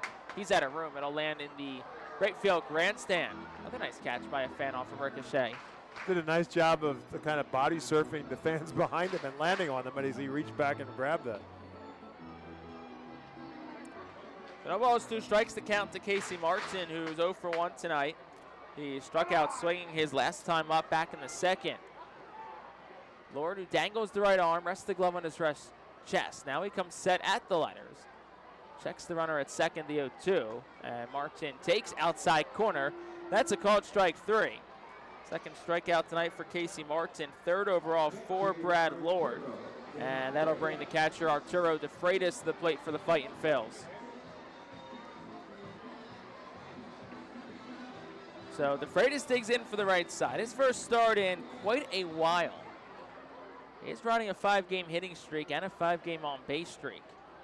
A couple of RBI this year. Another one stands out there for him at second with 2 outs. Here's the pitch.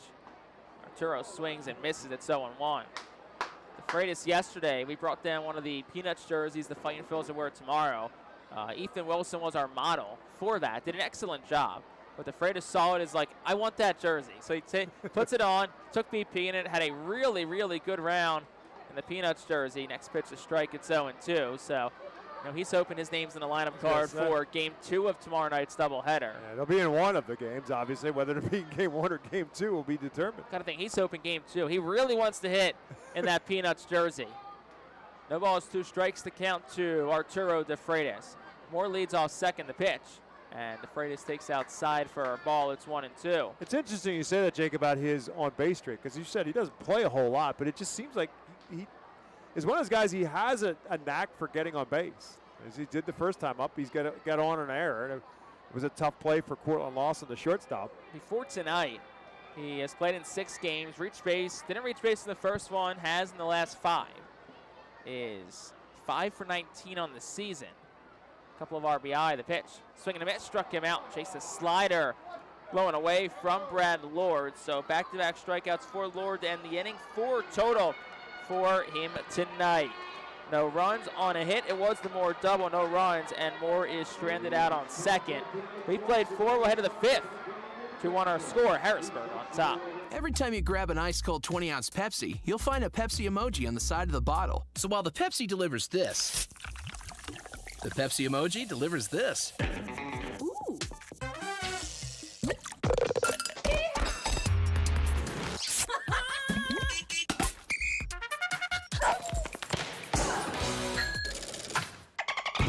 So go ahead, crack open a Pepsi, and tell the world how you feel and what you love with Pepsi emojis. Say it with Pepsi. International Fireworks is the official fireworks provider of the R-Phils. International Fireworks shoots every fireworks show throughout the season, including 9 Mega Blast fireworks shows. International Fireworks also provides the pregame fireworks after the national anthem at each game.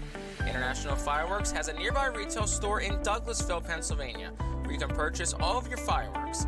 Visit fireworksrus.com for more information about the International Fireworks retail store in Douglasville. Thanks again to International Fireworks, the official fireworks provider of the R-Phils.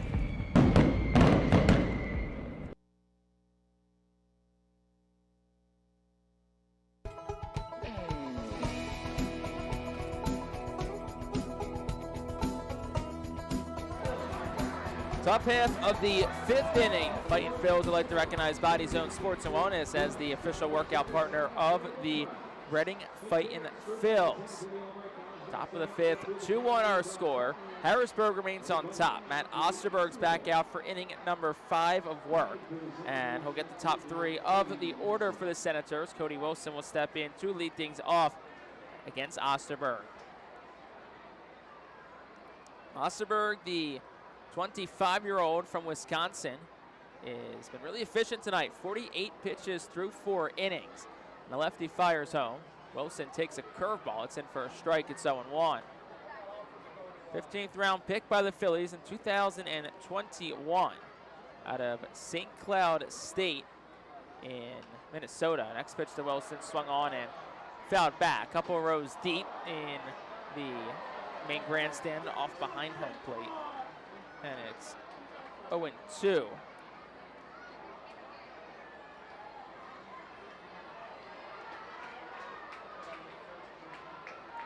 Cody Wilson's been in the leadoff spot last couple of nights for Robert Hassel. It was a late scratch on Wednesday before the game was postponed. 0-2, swing and a miss, struck him out. Cody Wilson swings over a curveball, 3rd strikeout tonight for Matt Osterberg. And there's one out of the inning for JT Arruda. I mean, you really look at Osterberg tonight, the only mistake he made was that hard hit double back in the 2nd to Dermis Garcia. Just 2 runs, 2 ins line right now, just 1 earned. But of course the Brady House double was a play that you argue could have been made. So the line really could look even better for Osterberg right now. Right. I mean, the House double could have been fielded, and of course the second run scored on the play that ultimately was charged an error to Casey Martin. But it was both were balls that were playable and fieldable ground balls for Casey Martin. One ruled a hit, the other one ruled an error. Arruda swings and fouls the first one back. Here's the 0-1, and that one misses a bit low. It's 1 ball, 1 strike to JT Arruda. He is 0 for 2 tonight. Was hitless in last night's contest. 1-1, swung on, lifted in the air. Foul territory, right field side. Lee Sang a long run over, reaches for it, and makes the catch into the R-Phils bullpen. So 2 outs in the inning. Very nice catch by Marcus Lee Sang. The hat fell off, of course, and there's 2 outs in the inning. The hat falls off if he runs 5 feet. He ran about 105 feet. I mean, he was, when you talk about an all-out sprint to get to the foul line, Marcus Lee Sang was on an all-out sprint. Great hustle by him and great foot speed as well. He went a long way to get that. So here's Andrew Pinckney from the right side, 2 outs. First pitch to Pinckney, and he'll take it for a strike. It's 0-1 on a curve. Pinckney also was hitless last night, as was most of these Senators. Just 2 hits overall for them. 0-1 misses down for a ball. It's 1-1. Those 2 hits were a season low allowed by Fightin Phil's pitching. Also the first time Reading's allowed 2 hits in a game since August 27th of last year. And the opponent, the Harrisburg Senators. 1-1, swung and line down the right field line. It is slicing and it'll be foul into the Fightin Phil's bullpen, and it's 1 ball, 2 strikes to Andrew Pinckney. Lee Sang runs it down, gets his sprints in, and I'll head back to his spot in right field. I mean, his spot in right field is, with the right-hand hitters up, much closer to right center field, obviously. And you just look at how far it is from him to the line and figure 90 feet of base path. It's much further than that. He's got to be 120 feet from the line. And he caught that first foul ball. 1-2, swing and a miss over a slider was Pinckney. Couple of strikeouts in the inning for Osterberg. 4 overall tonight. His strong night continues through 5. No runs, no hits. Nobody left on base for the Senators. Ahead of the bottom of the 5th. Fightin Phil's still trail though. It's 2-1.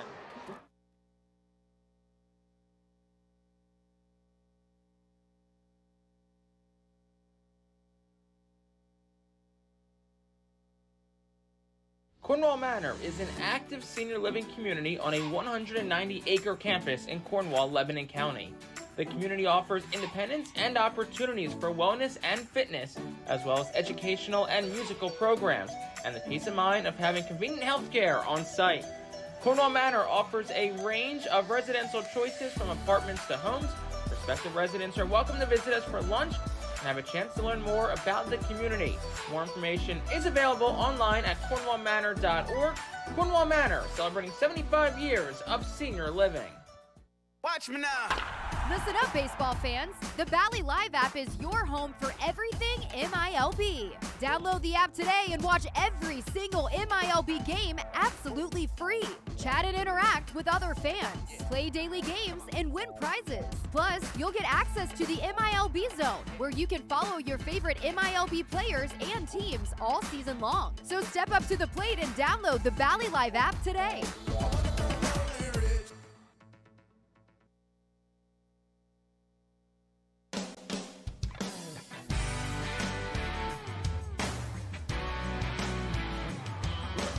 Bottom half of the 5th inning is presented by Cornwall Manor, a unique and charming community nestled on a 190-acre wooded campus with many walking trails, including the Lebanon County Rail Trail. 2-1 our score in this bottom of the 5th inning. Harrisburg still has the lead. Brad Lord back on for his 5th inning of work. It's the top of the order to up for the Fightin Phil, starting with Marcus Lee Sang, who's 0 for 1 tonight, a ground out and a sac bunt. And winded. Yes, hopefully he had a chance to catch his breath, and maybe he'll give himself a reason to run a couple of bases here. Maybe jog a couple of bases. That would be nice, too. First pitch from Lord is on the outside corner for a called strike. It's 0-1. Lord, who, as we've talked about, has been really, really good. He has gone 6+ innings in 6 straight starts. He's not allowed an earned run in 4 of his last 6. 0-1. Lee Sang swings. It's fouled straight back. It's 0-2. He's had a number of that. He's really done a really good job of getting it in on the fists of the left-handed hitters. Been a lot of foul balls by left-handed hitters for the Fightins, and they've got a bunch of them. But pitches in on their fists that they're fouling back. Here is the 0-2. Outside for a ball, 1-2. Harrisburg is 7-2 in his 9 starts this season with them. One of those losses on April 26th in Erie was an extra inning loss, so he was way out of the equation at that point. 1-2 is down 2-2. Really his only poor start was the loss at Richmond on April the 20th. 4 innings, 8 hits, 4 earned runs. And Lord is really continuing to pick up where he left off in tonight's ball game. It's low scoring 1-2-1. Here's the pitch. It's outside. 3 balls and 2 strikes to Marcus Lee Sang. Lee Sang was hitless last night. We said he's 0 for 1 tonight. Did have a sacrifice bunt his last time up. Full count to him. Here's the pitch. Swung on, lifted in the air. It'll be sliced foul to the left side. The count's full. Marcus Lee Sang was draft pick of the Phillies in 2019 out of Owings High School in Maryland. Here's the 3-2, swung on, line drive, down the right field line, rolling towards the corner. Pinckney there to cut it off, so Lee Sang's sprint will be held to just one base. Nonetheless, it's a leadoff single for Marcus Lee Sang, and that'll bring Carlos De La Cruz to the plate. Well, the last time the Phils got their leadoff man on, that's the run they got on the plate. They kind of manufactured that one a little bit with the Freitas getting on with the error and then the bunt by Lee Sang that got him into scoring position, but De La Cruz seeming to be picking it up a little bit more now with a man on base. So De La Cruz in from the right side. They'll throw over towards first to Lee Sang, and he's back in of a head-first dive. 3 stolen bases for Lee Sang this year, 7 attempts. He's been caught the most out of any Phil. Redding's been caught just 14 times this year in 71 attempts, 57 total steals. Lee Sang will take off, and De La Cruz swings, crushes it deep to left field, and it is long gone. Carlos De La Cruz, stay hot. Fightin Phil's on top. It's 3-2 on De La Cruz's 3rd home run of the season. And it has been a long time since the long ball has been a part of the mix for Carlos De La Cruz, but in that 2 spot, the friendly confines, Carlos De La Cruz puts the Fightins on top. 109 off the bat, 396 feet. And boy, that ball was absolutely walloped. Yeah. Boy, is he getting comfortable. Yeah, that did not need wind. That didn't need anything other than a place to land. So here is Carson Taylor in from the left side. Now we'll get a timeout. Lord will have a conversation with Pineda, and I just think, it's a very unfamiliar situation for Lord. Good point. First time he's given up 2 earned runs in a game in 5 starts, May the 15th against Erie. It's just the 4th time in now 10 AA starts he's allowed 2 earned runs or more. Yeah, and I think it's probably, again, it's not like they're stalling to get somebody up in the bullpen. It has nothing to do with that. Quiet. Correct. So I think it's just a situation, and that's a good job by the catcher, Pineda, to kind of say, you know what, let me go out and talk to my pitcher and settle him down. I mean, the conversation has to be, all right, look, that's over with. It's now a 1-run game. Let's not make this anything worse, because the guy at the plate right now can make it worse. Here's Carson Taylor, first pitch home. He's down for a ball. It's 1-0. Lord is a 24-year-old from Tallahassee, Florida, home of Florida State, but he went a little bit south to Tampa to the University of South Florida. 1-0. Taylor swings and misses. It's 1-1. Was teammates at South Florida with Orion Kirkering. How about that? Of course, Kirkering now a member of the Phillies and a member of last year's Fightin Phil squad. Here's the 1-1. Taylor takes way inside. Actually got away from the catcher, Israel Pineda, as well. By the way, take a look at the numbers if you want to of what Orion Kirkering has been doing of late. He is really good in the last several outings. Here's the 2-1. And Taylor swings through the hole on the right side. It's in for a base hit. So Carson Taylor's little dry spell comes to an end as he gets a single. And now it's 3 straight hits all of a sudden for Redding, and that brings the cleanup man, Kendall Simmons, to the plate. And that's 3 solidly hit balls. Obviously, De La Cruz's was crushed, but even the single from Marcus Lee Sang was a pretty hard hit ball on the ground, and that was a very hard hit ball off the bat of Carson Taylor. So Phils are kind of teeing up a little bit now on Brad Lord. Let's see if they can do some more damage. So here's Kendall Simmons from the right side. First pitch home. It's way outside for a ball. It's 1-0. Really been missing really towards the left-handed batter's box. So away to righties and into lefties. We saw Taylor almost got hit with one in his at-bat. Taylor, aforementioned, gets his lead off first. Here's the 1-0. And Simmons takes 2 balls, no strikes. I'm very surprised that the bullpen's still quiet. That's the 77th pitch thrown by Lord. Now, again, he wasn't in a whole lot of trouble up till now, but it's, again, 3 hard hit balls against him in this inning, and the pitch count starting to rack up a little bit. Simmons 1 for 1 tonight. He's been aboard twice. RBI single in the 3rd, walked back in the 1st. And he's up 2 balls, no strikes. Here's the pitch. And that one gets the outside corner. It's 2-1. 6 hits tonight for Redding, most that Lord has allowed since May the 21st against Akron. It's the 4th time in his AA career, now 10 starts, that he has allowed 6 or more hits. Reading just looking for some more to show for it. 2-1, and Simmons takes again on the outside corner. This time with the changeup, it's 2-2. Simmons now on a 3-game hit streak after he had a hit last night, running an RBI, had a home run on Tuesday night in the defeat. Here's the pitch, and that's down. 3 balls, 2 strikes. You gotta think after this Simmons at-bats, regardless of the result, you got to get somebody up, you think. 80 pitches now for... Yeah, that's what I said. I'm surprised it's taken to this point. 3-2. Swung on, ground ball short. Backhanded by Lawson in the hall. He'll throw to second for 1. Relay to first in time.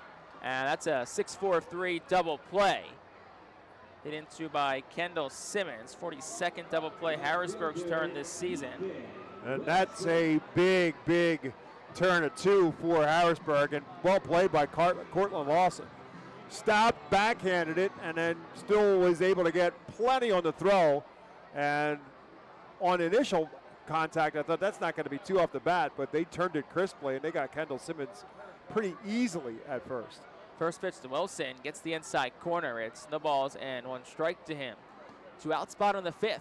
Here's the pitch, and Wilson takes down 1-1. 3-2 lead for the Fightin' Phils. They took the lead with 2 runs in this inning. Came thanks to a 2-run home run by Carlos de la Cruz. Here's the 1-1. Outside for a ball, 2-1. Got to think it's probably Lord's last inning. Again, you would think. I mean, again, this is going to be his 85th pitch.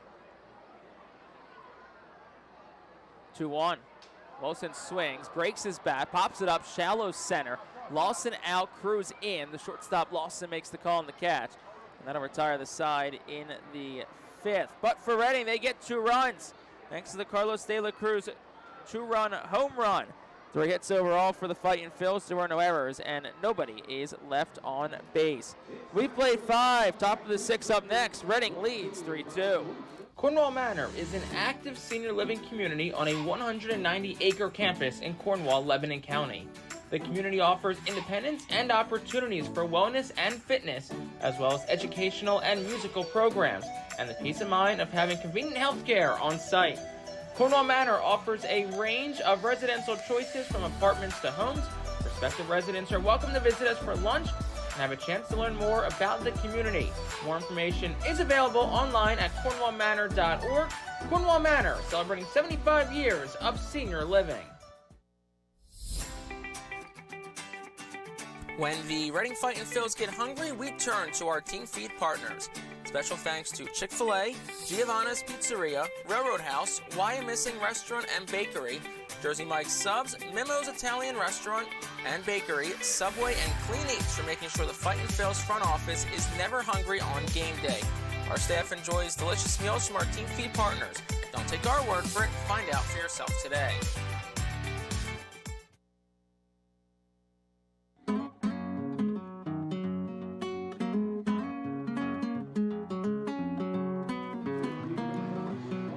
Top half of the 6th inning. Established in 1928, the Manor Golf Club is one of the oldest public courses in eastern Pennsylvania.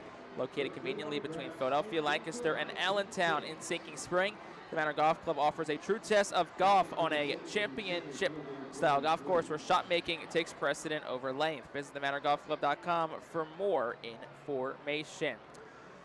4-5-6-2 up for the Senators, who now trail at 3-2. As Matt Osterberg fires the first pitch home to Dylan Cruz, who takes for a ball. It's 1 ball, no strikes.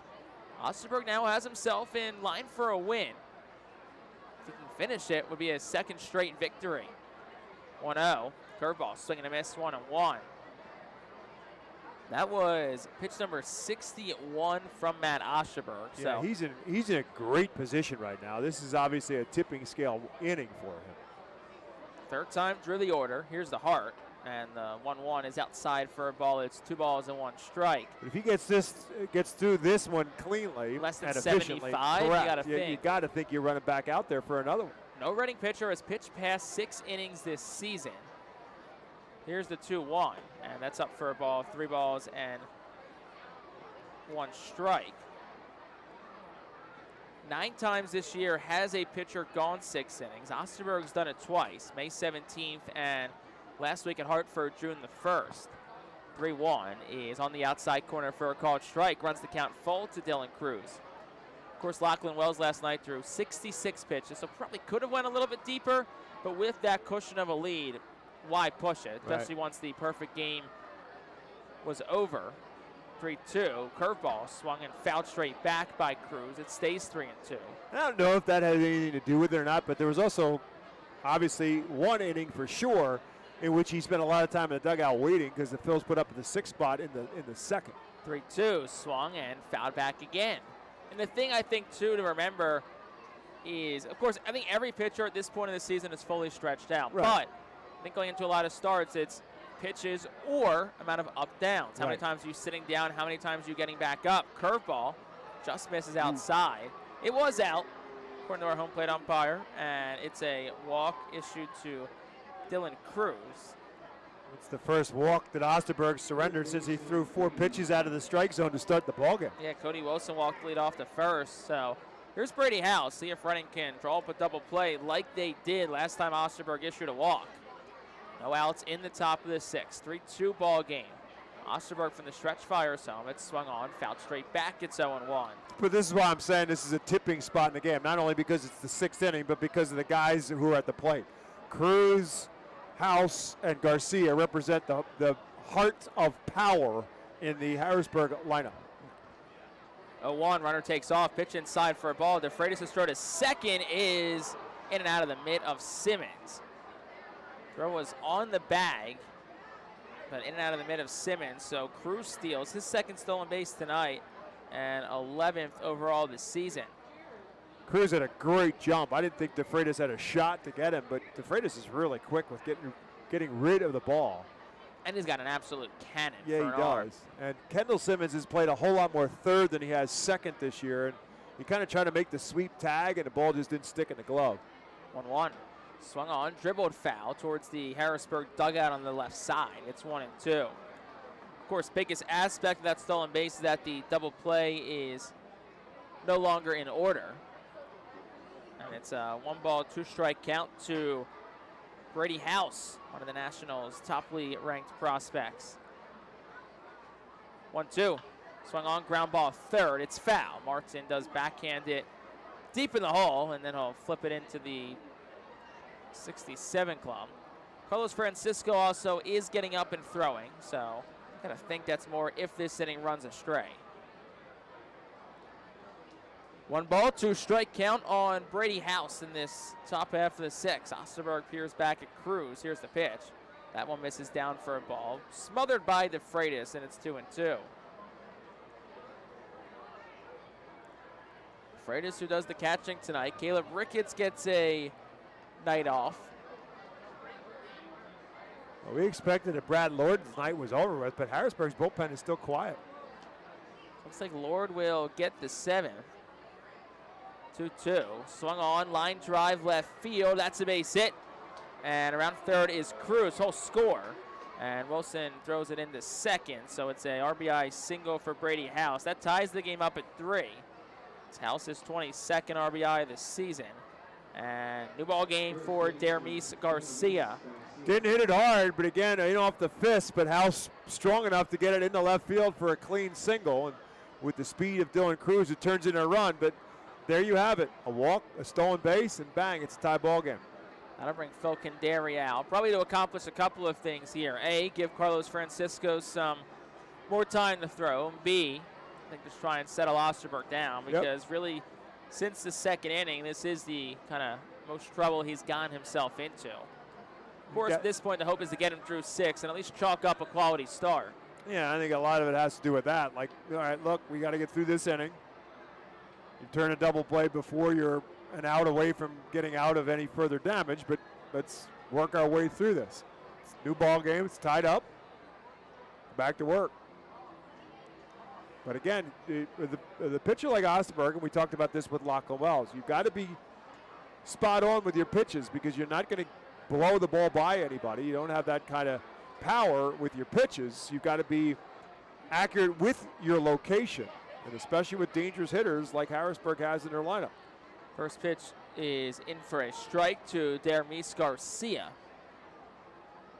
Garcia in from the right side. He's 1 for 2 tonight. Had an RBI double back in the second inning.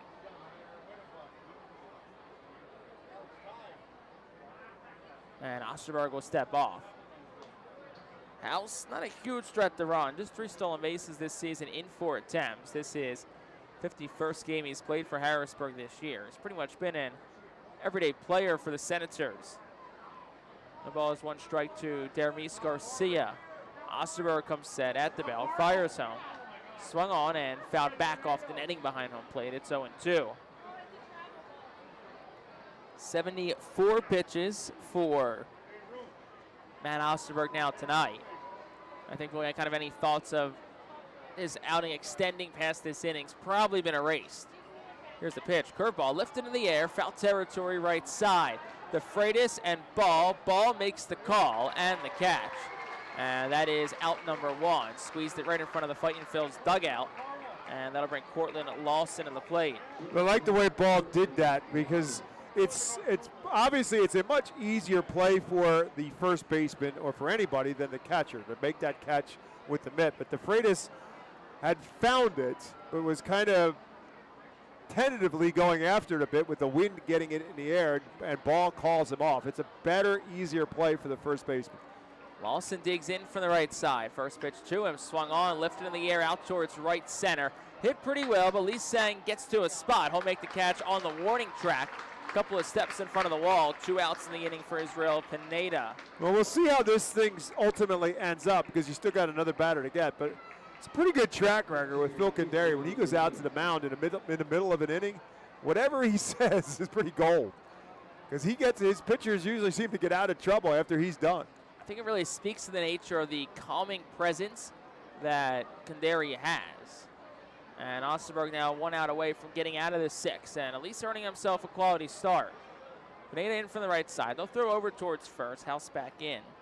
Condary, who's had an interesting path to professional baseball. He played professionally, but then he spent a long time as a college coach. Coached at both Seton Hall and Rutgers. The next pitch is swung on and lined into right field. That's a base hit. House up to just second. So it's a 2-out single for Pineda. Runners on first and second now for C.J. Stubbs. And here comes Al Patrique. So that will spell the end of the night for Matt Osterberg. Step into your future with this Alvernia University Golden Wolves call to the bullpen. Back after this with the new pitcher on the Fightin' Phil's radio network. When you drive a vehicle so reliable it's backed by a 10-year, 100,000-mile limited warranty, you stop thinking about what you can't do and start doing what you never thought possible. Visit your local Kia dealer today to see what you're capable of in a vehicle that inspires confidence around every corner. Kia, movement that inspires. Call 800-333-4KIA for details. Always drive safely. Limited inventory available. Warranties include 10-year 100,000-mile powertrain and 5-year 60,000-mile basic. Warranties are limited. See retailer for details. Briganti Wines offers a great selection of wines in New Jersey and eastern Pennsylvania. Headquartered in South Jersey and sourced from Italy's Abruzzo region, Briganti Wines is ran by former Fightin' Phil's great and big leaguer Mike Costanzo. They are committed to quality, authenticity, and sustainability, attracting a loyal following of customers. Get Briganti Wines at select local Acme stores.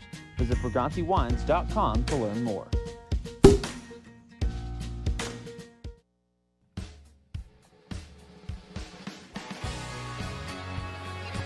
Game remains in the top of the 6th. Harrisburg and Reading are tied up at 3. Big star Bob McCool and new man on the mound out of the Alvernia University Golden Wolves bullpen for the Fightin' Phils is Carlos Francisco. This will be the 18th appearance for Carlos Francisco. That ties him for team high with Tristan Garnett, who appeared in his 18th game last night. Francisco 1-1 with a 3.24 earned run average, 25 innings pitched. He's given up just 16 hits. He's struck out 30. He's walked 16. And he'll inherit a runner on first in Israel Pineda, a runner on second in Brady House. 2 outs in the bottom half of the 6th inning. And C.J. Stubbs will dig in from the right side. Sun setting here at America's Classic Ballpark. Lights pretty much in full effect. Packed house today as well as they watch a tie ball game. Ready on ready matchup. Francisco fires home. And it's in for a called strike. It's 0-1. CJ Stubbs tonight 0 for 2. A strikeout and a pop out. Had that fly ball into foul territory and right that Lee Sang tracked down nicely a couple innings ago back in the 4th. 0-1. And that one's up for a ball. It's 1-1.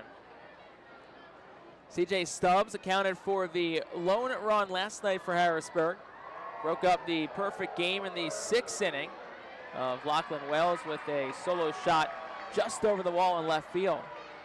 1-1. They'll try to see if he went. He did, according to the first base umpire, Matt Blackborough, our crew chief. And it's 1 ball and 2 strikes. 2 outs, top of the 6th. Senators already 1 run in the frame. They've tied it up at 3. Francisco trying to keep it that way. The righty comes, set at the letters. The 1-2. Just outside. 2 balls, 2 strikes. Francisco and the whole Arphil's infield was 3 steps towards the dugout.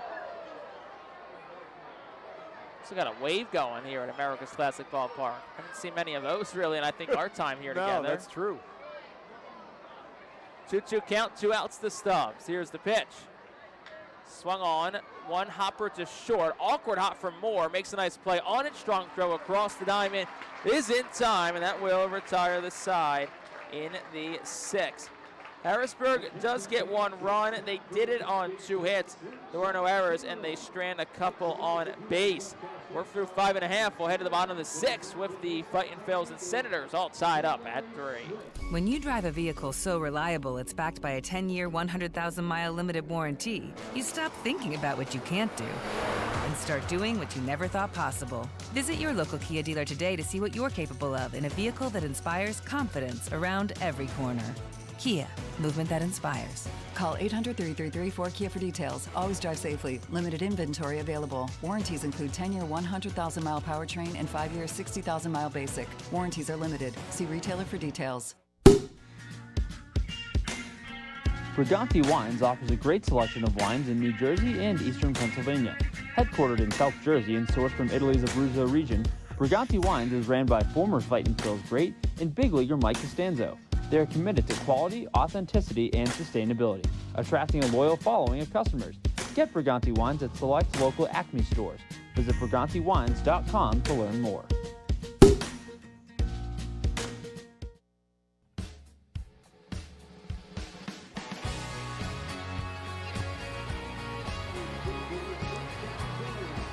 Bottom half of the 6th inning. This day in baseball town history is presented by our friends at Savage Auto Group.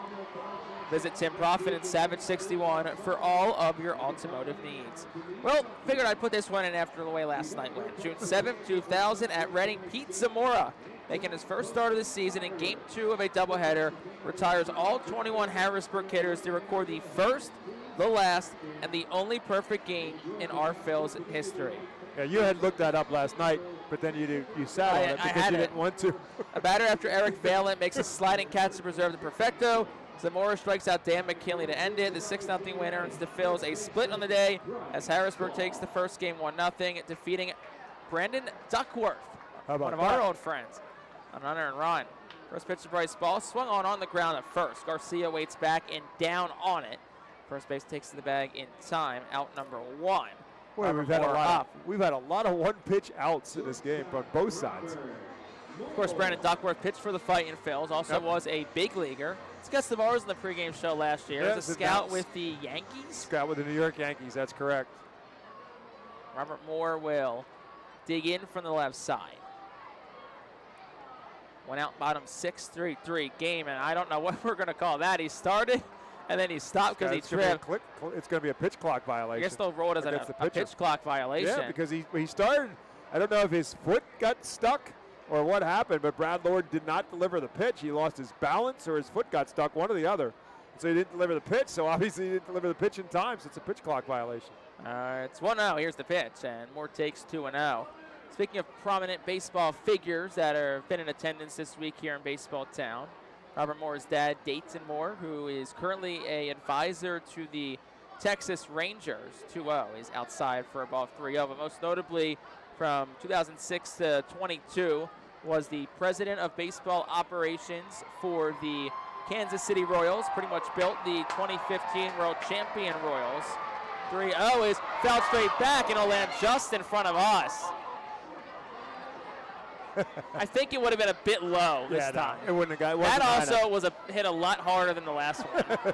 No, it was right in the direction. That's 2 series in a row. And Moore walks, ball 4. And if you'll note, just now, here's a note to self, Jake.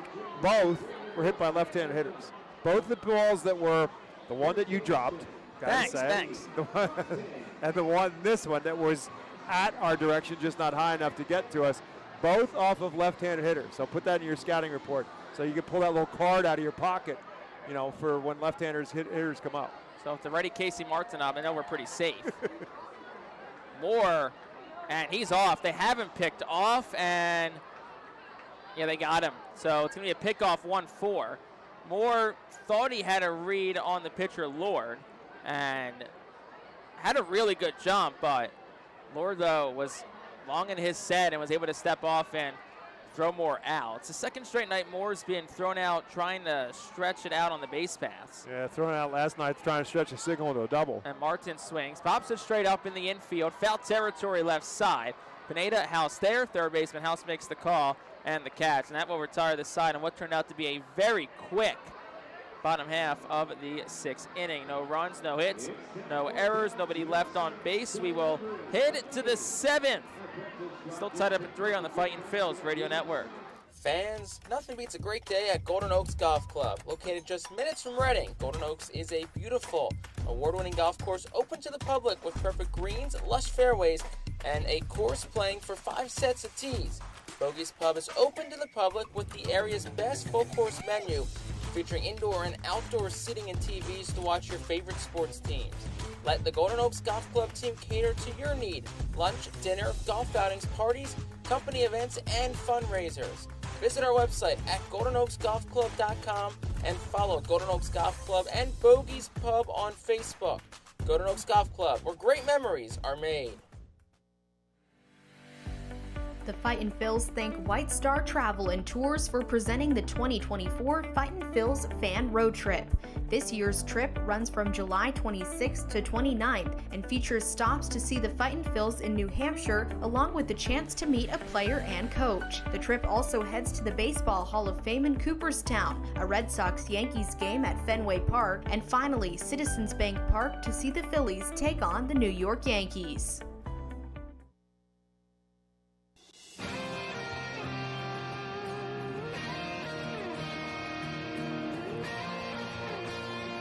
Top of the 7th inning, and they're all tied up at 3 between the Fightin' Phils and the Senators.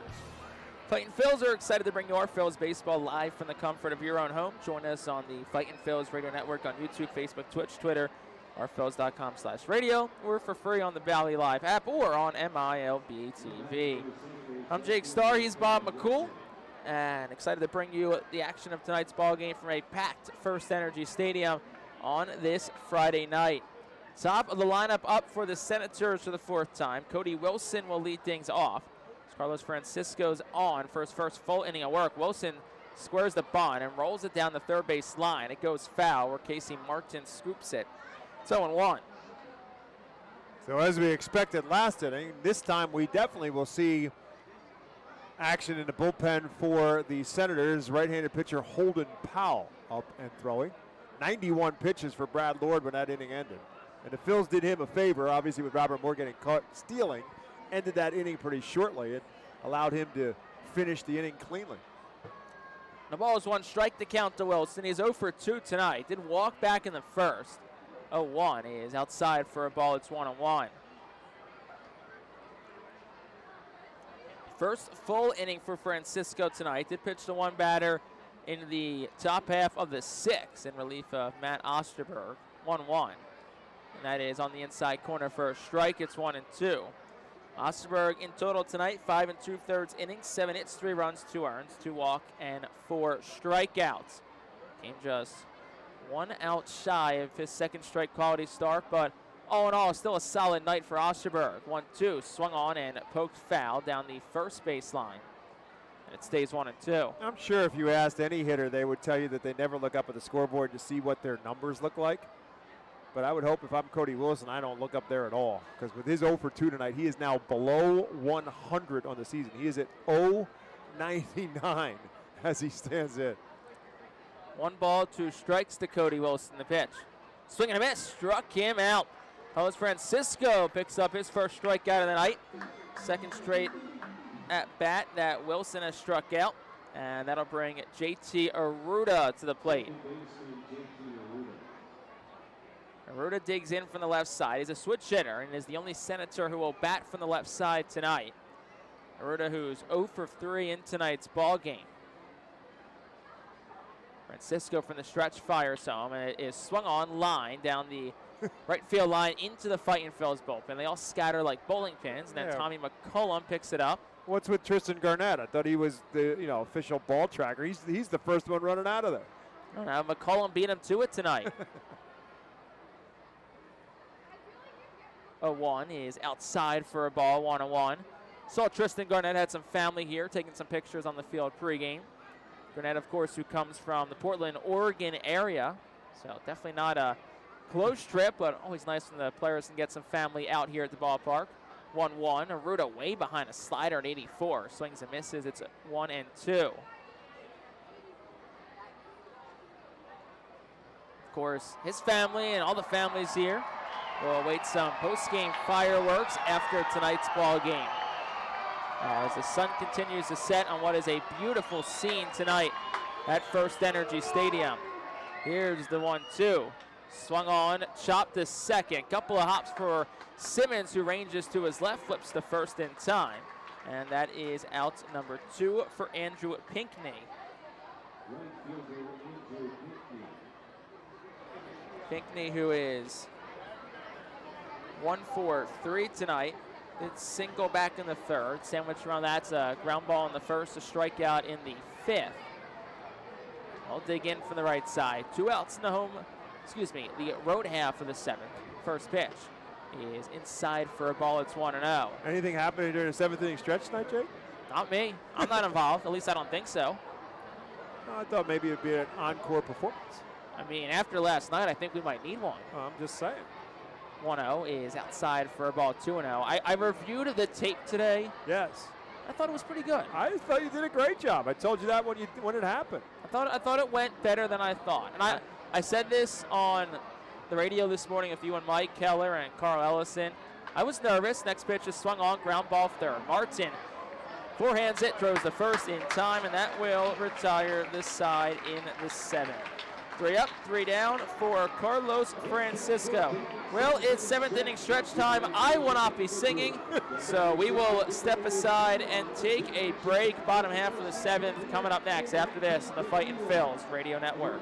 Nursing home neglect is a serious problem. If you or a loved one has suffered from bed sores obtained in a nursing home or a fall down in a nursing home resulting in a fracture, our friends at Swartz Culleton can help. Call the attorneys at Swartz Culleton for a free consultation. Their phone number is 1-800-JUSTICE. That's 1-800-587-8423. Once again, call 1-800-JUSTICE today. Swartz Culleton is a proud sponsor of the Reading Fightin Phils. Welcome to Aspire Memory Support at the Highlands of Wyomissing, where every day is filled with purpose and connection.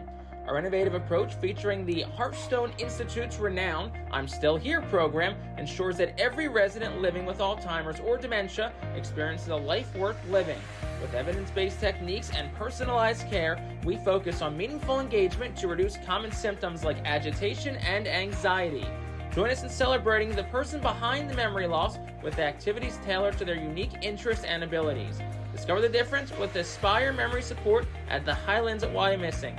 Call us today and embrace a renewed sense of purpose for your loved one.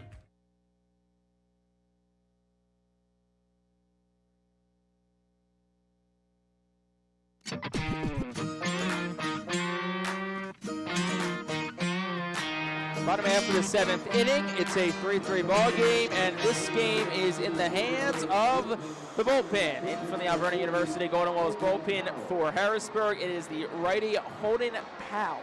Holden Powell making his 17th appearance for the Senators, 1-2 with a 5.19 earned run average. In 17 and a third innings pitched, he's given up 16 hits, 26 strikeouts, 15 walks. Of note, again, 17 and a third innings pitch. He's given up 3 home runs. Arturo De Freitas, the catcher, leads off. 9-1, 2-2 up. First pitch is down and into De Freitas. It's 1-0. Also, this bottom of the 7th inning is brought to you by Swartz Culleton. If you or a loved one been injured, get justice. Call 1-800-JUSTICE today. Here's the 1-0 to De Freitas. He'll take it in for a strike. It's 1-1. Brad Lord, 6 innings, 6 hits, 3 runs, 2 earned, 3 walks, and 4 strikeouts. Christian Hernandez now up in the Fightin's bullpen. So looks like he'll get the 8th inning. And Al's ready at the belt, the 1-1. De Freitas fans and whiffs at a 85-mile-per-hour slider that was blowing away in the zone. It's 1 ball and 2 strikes.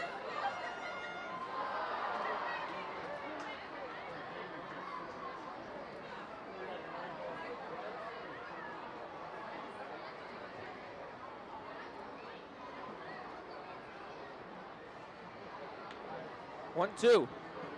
De Freitas swings and hits it back foul. It stays 1-2. De Freitas reached on an error in the 3rd and scored. Struck out in the 4th, so he's 0 for 2 tonight.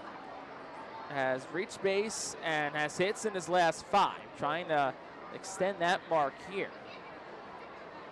1-2.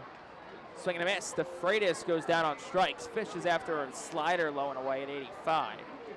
That's the first strikeout for Holden Powell, and that'll bring Marcus Lee Sang to the plate. Holden Powell, a 24-year-old, 3rd-round draft pick of the Nationals in 2020. So 4th year in the organization. Here's Lee Sang, first pitch home. Swung on, cue shot, third base side. It's foul, 0-1. Holden Powell, born 2 days after me, September 9th, 1999. Wow. That was actually my due date. But me, being the timely person I am, I came 2 days early, September 7th, 1999. Here's the 1. Lee Sang takes 1-1. We're having the argument in the press box today, during the day. Am I still considered a 90s baby because I was born in 1999? The answer technically is yes, and that's what I go by. I'm a 90s kid. Did I grow up in the 90s? No, but I was born in the 90s. 1-1 is down below the knees for a ball. It's 2-1. I just think some of my counterparts in the press box that were born after the turn of the millennium are just jealous. That's my takeaway. They want to be in the 90s? Yeah, they want that claim that they were a 90s kid. But no, they're going to be born in the 2000s. Outside for a ball, 3-1. So one day when I'm 100 years old, knock on wood, I'll be one of the people who can say, I was born in the 1900s. There you go. And let me tell you what the world was like back then. 3 balls, 1 strike to count to Marcus Lee Sang. Here's the pitch. Swing and a miss, 3-2. Behind a 4-seam fastball at 93. Lee Sang can reach. You got a red-hot batter on deck and Carlos De La Cruz, who's reached all 3 times he's been up tonight. It's a full count to Lee Sang. 1 out in the bottom of the 7th. Powell's ready, fires home. Lee Sang swings and it shoots straight back off the netting foul. Stays full. Marcus tonight 1 for 2. He's grounded out. He has a sac bunt, and he singled and scored in the 5th. He scored on that De La Cruz home run in the 5th. 3-2. Lee Sang takes. It's down ball 4. He was very confident that was down ball 4. I think he may have sold the umpire Garrett Griffin on it, so he's aboard for the 2nd time tonight. Yeah, I think he was a lot more confident than the guys in the red jerseys that are playing defense because they all thought it was strike 3. Yeah, looks like it may have clipped the bottom of the zone, but hey, Lee Sang will take it.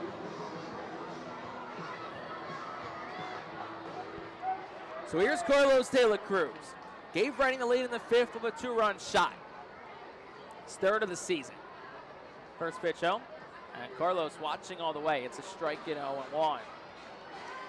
De La Cruz has his average up to 224, which really, when you consider where it was for a lot of April and May, that's an impressive feat.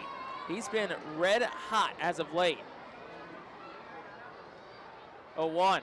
Swing and a miss. Huge swing and a miss. It's 0-2. To your point, it's a lot harder to raise your batting average the longer you go into the season. You start getting into May and now into June, and obviously you get a lot more at bats. It's a lot harder to get your batting average up, and you have to go on a hot streak for a couple of weeks.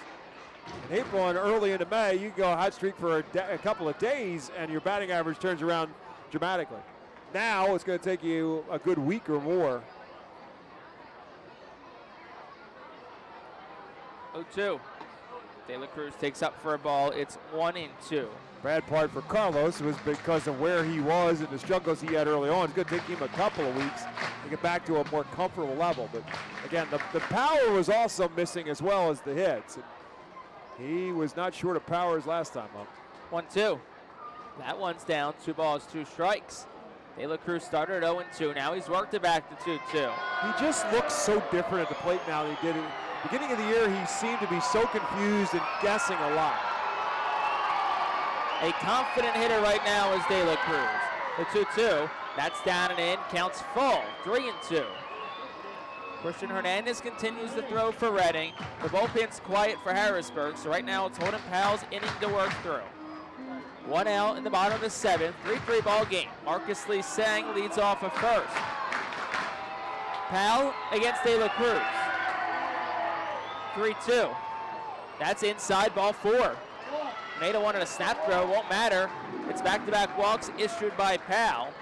Remember, that's a count that started 0-2 and then results in a walk. Exactly what I was thinking, Jake. It's a very patient at-bat for De La Cruz.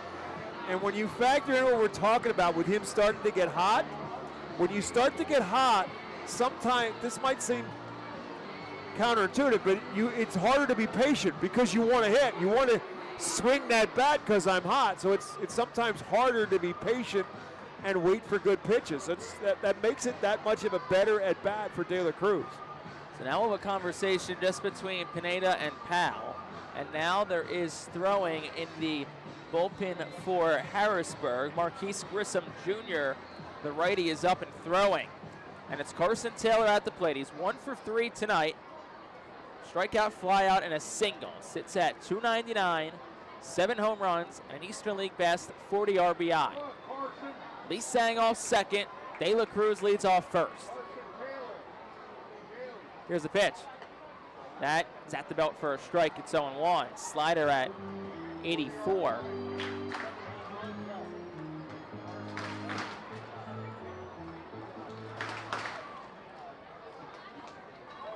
Infield plays back. They'll look to turn 2. Neither runner held on. The 0-1. Taylor swings. It's fouled straight back. It's 0-2. Taylor will ask for time. So it's another 0-2 count, but Powell has had issues putting hitters away in these situations. Taylor, first year in the Phillies organization, was a minor league Rule 5 pick from the Dodgers this past December. Played his college ball at Virginia Tech. And he's enjoying the best season of his professional career. And he bats here with 2 on and 1 out in the bottom of the 7th. It's a 3-3 ball game here in front of a packed house at America's Classic Ballpark. Powell's ready. He'll check the runner and fire home. And Taylor swings a cue shot out in front of the plate, but it's ruled foul immediately by home plate umpire Garrett Griffin. Mena did rocket a throw to third. They would have had the runner if it was fair, but it was foul. Yeah, everybody froze for a moment, but home plate umpire Garrett Griffin immediately called it a dead ball, and it really hit the end of the bat. Taylor barely made contact with it. Carson Taylor is Reading's leading hitter with runners in scoring position this year. He's .478, a mark that's been really, really high all season long. But it's 0-2 to him. Here's the pitch. Outside for a ball, it's 1-2. Tried to go with the fastball Powell did, 95, but missed up and away to the lefty. Wins breezing out towards right center field with the lefty Taylor up. 1-2. Swung, line drive, under the glove of Aruda at second, into right field for a base hit. Lee Sang's around third, the throw is late. It's an RBI single for Carson Taylor, and the Fightin' Phils are back on top. It's 4-3. The RBI machine comes through again, and Carson Taylor hit it hard, and Aruda tried to make the diving stop and at least keep it in the infield. He comes up empty, and then the throw home by Pinckney is missed by the relay man Garcia, and that allows Carlos De La Cruz to go all the way around to third base. So as Bob said, De La Cruz at third. It's the 41st RBI of the season for Carson Taylor. And like we said, a stay under 300. It's a short one. Yep. Might as well be a bed and breakfast. Quick overnight stay. Now he's back over 300. Pitch to Simmons, taken for a ball. It's 1-0. Just feels like in this moment, a one-run lead for Reading in the bottom of the seventh. Man on the corner is one out with Simmons at the plate. He's had a flair for the dramatics this year. This is really an opportunity for the Fightin' Phils to try and create some separation. 1-0. That one almost hit Simmons. It's 2-0. That's a great play by Pineda. High step over it, and like you said, Pineda blocks it. Basically went underneath the feet of the right-handed hitting Kendall Simmons. Right, because as the catcher, you're trying to get to the ball, and it's underneath the feet of the batter, and so you've got to try to figure out exactly where the ball is, and to stop that and keep De La Cruz at third. 2 balls, no strikes to Kendall Simmons. The pitch, way outside, it's 3-0. Simmons tonight. I'm watching Kendall Simmons. I don't know if he knew where to look because Al Padrique is coaching at first, and I think he was looking at Al to see, do I have a take, and then realized, oh wait, I'm supposed to look at Carl Olson at third. 3-0. Man of the corner is one out. The pitch. That's a strike. It's 3-1. Fastball that was at the knees at 95. So hitters count here for Kendall Simmons. He's driven in 15 this year, including one tonight. A .250 hitter with runners in scoring position. 3-1. That gets the outside corner for a strike. It's 3-2. And now the count's full. Give Simmons credit. I mean, he's in a spot there where, as a hitter, you got to swing at what you like. And he started and stopped and decided he didn't necessarily like the pitch. 3-2. Swing and a miss. Simmons goes down on strikes. Excellent job by Powell to work his way back in the count. And it's his second strikeout of the inning so far. That'll bring Ethan Wilson to the plate with 2 outs. That is a huge strikeout for Powell now to get that strikeout with the runner at third base. Man on the corners, 2 outs for Wilson. In from the left side. First pitch. Swung on, jam shot. It's foul behind home plate. It's 0-1. Frustration on the part of Ethan Wilson. He has had that a lot tonight. A lot of foul balls off his fist tonight from right-handed pitchers. Whether it was Brad Lord to start or now Holden Powell. Ethan Wilson 0 for 3 tonight. Couple of pop outs and a line out. And it's a no ball, 1 strike count to him. Reading leads by 1. Pitch, swing and a miss, it's 0-2.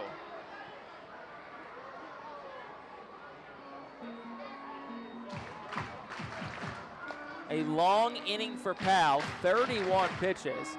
Probably his last batter. For the reliever, 0-2, 2 outs. He's ready at the belt to pitch. Swung on through the hole, left side, base hit. De La Cruz scores. Up the second goes Taylor. It's a 5-3 ball game. There's an old adage in the game of baseball of hit them where they ain't, and that's exactly what Ethan Wilson did. As a left-handed hitter, the shortstop, Cortland Lawson's cheating up the middle, and Ethan Wilson hit it exactly where a shortstop would normally be playing without shifting to the left, and it turns into, instead of base hit, it also turns into the last pitch that Holden Powell will throw in the ballgame. 6 RBI for Ethan Wilson this season. He has been really good over the last 2 years at peppering that vacant hole where the shortstop usually stands, and he does it again right there. That'll be it for Powell. Grissom in. We'll be back after this. So this, Vernon University Golden Wolves call to the bullpen. Nursing home neglect is a serious problem. If you or a loved one has suffered from bed sores obtained in a nursing home or a fall down in a nursing home resulting in a fracture, our friends at Swartz Culleton can help. Call the attorneys at Swartz Culleton for a free consultation. Their phone number is 1-800-JUSTICE. That's 1-800-587-8423. Once again, call 1-800-JUSTICE today. Swartz Culleton is a proud sponsor of the Reading Fightin Phils. Join us as we celebrate Reading's Spanish and Latino culture during 12 Friday home games this season. The Savage Auto Group Fiesta Fridays are presented by Cathay Law Offices, Suburban Brewing Company, Carl's Cards and Collectibles, Humane Pennsylvania, Star City Boxing, and the American Diner. Fiesta Friday features special Los Luchadores Day Reading uniforms, Hispanic and Latino food and music, and other cultural elements throughout the ballpark. Get your tickets now by calling 610-370-BALL, online at ourphils.com, or at the Customers Bank ticket office.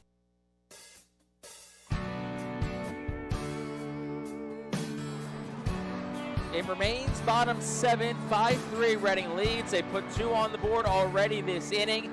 They have runners on first and second. Bryce Ball will be the batter. And the new arm in out of the Vernon University Golden Wolves bullpen for Harrisburg is Marquise Grissom Jr. Yes, Marquise Grissom Jr., the son of the former big leaguer Marquise Grissom Sr., making just his second appearance for the Senators since being called up from Wilmington on May the 30th. And for Grissom, in his only appearance, no record, no earned run average as well. He pitched just in 1 inning, gave up a hit, and struck out the side. So Bryce Ball digs in. As we said, first and second, 2 outs. Bottom of the 7th, Reading leads 5-3. The pitch is down for a ball. It's 1-0.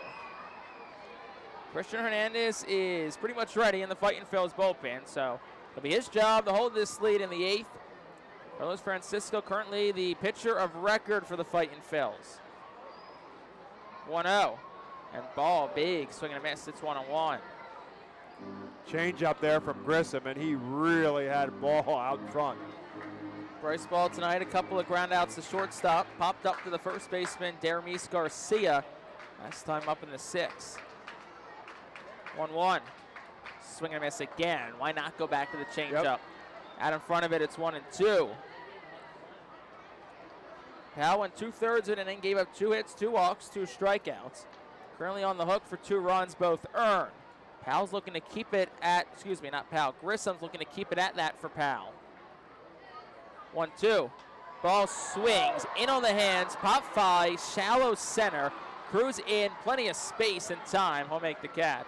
And that'll retire the side in the 7th.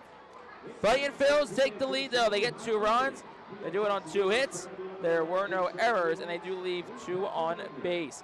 We've played 7. Fightin Phils lead 5-3. Top of the 8th after this in the Fightin Phils Radio Network. Nursing home neglect is a serious problem. If you or a loved one has suffered from bed sores obtained in a nursing home or a fall down in a nursing home resulting in a fracture, our friends at Swartz Culleton can help. Call the attorneys at Swartz Culleton for a free consultation. Their phone number is 1-800-JUSTICE. That's 1-800-587-8423. Once again, call 1-800-JUSTICE today. Swartz Culleton is a proud sponsor of the Reading Fightin Phils. Join us as we celebrate Reading's Spanish and Latino culture during 12 Friday home games this season. The Savage Auto Group Fiesta Fridays are presented by Cathay Law Offices, Suburban Brewing Company, Carl's Cards and Collectibles, Humane Pennsylvania, Star City Boxing, and the American Diner. Fiesta Friday features special Los Luchadores Day Reading uniforms, Hispanic and Latino food and music, and other cultural elements throughout the ballpark. Get your tickets now by calling 610-370-BALL, online at ourphils.com, or at the Customers Bank ticket office.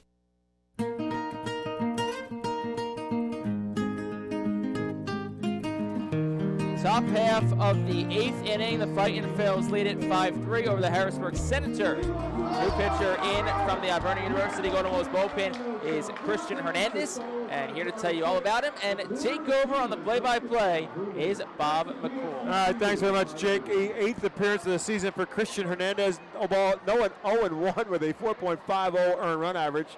In 10 innings, he's given up 11 hits, 11 strikeouts, and just 1 walk. So he's now got a 2-run lead to protect here in the top half of the 8th inning. And Dylan Cruz is the first batter he will face. It'll be Cruz to be followed by Brady House and Dermis Garcia, the three best power hitters in the lineup for Delano DeShields and the Harrisburg Senators tonight. Cruz on base twice tonight with a single and a walk. Came around to score his last time up, so officially 1 for 2 on the night. Takes that one up high for a ball. Cruz 3 for 10 now in the series with a single and a couple of doubles. Christian Hernandez pitching from the stretch, his 1-0 pitch. That's just a bit inside, it's 2-0. Cruz, the number 2 overall pick in the draft last year by the Washington Nationals. Of course, his teammate at LSU, Paul Skeens, the number 1 overall pick by the Pittsburgh Pirates. And that's inside, it's 3-0. Skeens, the pitcher for LSU, and Cruz, the Golden Spikes Award winner as the best overall player in college baseball last year. 3 balls and no strikes to him. Hernandez gets one right there for a strike. So Cruz, after the draft last year, played for 14 games in Fredericksburg and then finished the season with 20 games with the Senators. 3-1 pitch is up high, ball 4. So Cruz walks for a second straight time. Last time he walked, he stole second base and then came around to score off a base hit for the guy who's walking to the plate right now in Brady House. So you got to keep your eye on Cruz as House 2 for 3 on the night, double and a single and a strikeout and a run scored and an RBI. Hernandez takes a look and a second at Cruz, comes to the plate, right back to the mound, off of Francisco, or it's off of Hernandez. He's going to roll in the left field for a base hit. If Hernandez either gets out of the way of it or fields it, you probably have a double play, but instead it's going to be a base hit for House. And that quickly, the Senators have the tying runs on base and nobody out. So it was a comebacker on one hop to Hernandez. He tried to turn out of it. He tried to put the glove behind his back as well, and it either hit him in the lower back or in the back side. And it's a base hit for House. And Dermis Garcia's at the plate. In an RBI double back in the second inning. Drove in the first run of the game for the Senators. And now a time is called as DeFreitas and Hernandez cannot get on the same page. So 1 for 3 for Garcia with a run scored and an RBI. Garcia with 22 RBIs on the year. And with 2 on and nobody out, Hernandez has himself in a pickle trying to get out of it. Tying runs on base. After the Phils just scored 2 in the bottom of the 7th to take the lead. Garcia started and stopped, ball 1.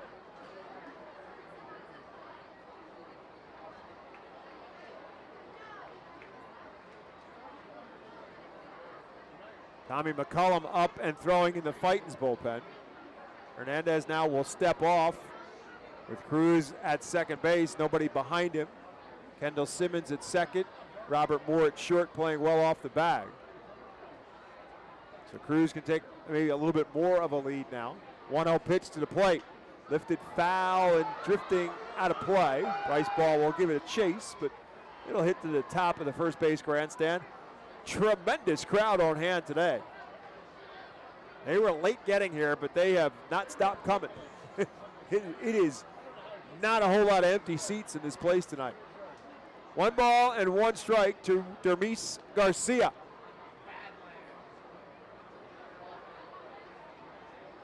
Swing and a miss.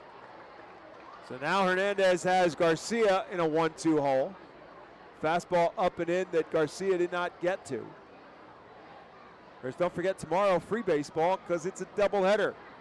After Wednesday night's game was rained out, doubleheader tomorrow night starting at 5 o'clock. 1 ball, 2 strikes. Rolled to the left side. Casey Martin, the third baseman, to second for 1. The relay is not in time. Garcia hustled it out and beat it out at first. So we'll get the force out at second. And now the Senators have runners at the corners and one out. Regardless, though, still a very nice play by Casey Martin. Gets not the lead runner, but at least you cut off one of the runners and prevent it from leaking through for a base hit, and double play is still in order.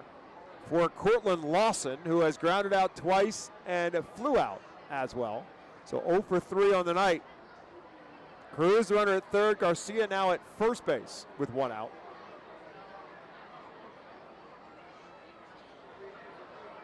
Pitch there for a called strike. Tommy McCullum still up in the bullpen, but he has stopped throwing. The assumption would be that he's there for the ninth, but if Hernandez can't get out of trouble in quick order, that may hasten that decision.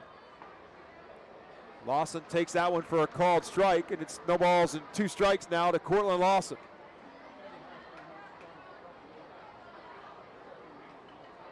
"5-3 Fightins, top half of the 8th. Senators have 2 on and 1 out. 0-2 pitch. Swing and a miss, strike 3, a huge strikeout, and the second out of the inning. So Hernandez gets the strikeout he needed. And now he's 1 out and trying to get out of this mess without any damage, but Israel Pineda has had a great night with the bat. He's been on base all 3 times, safe on an error and a couple of hits.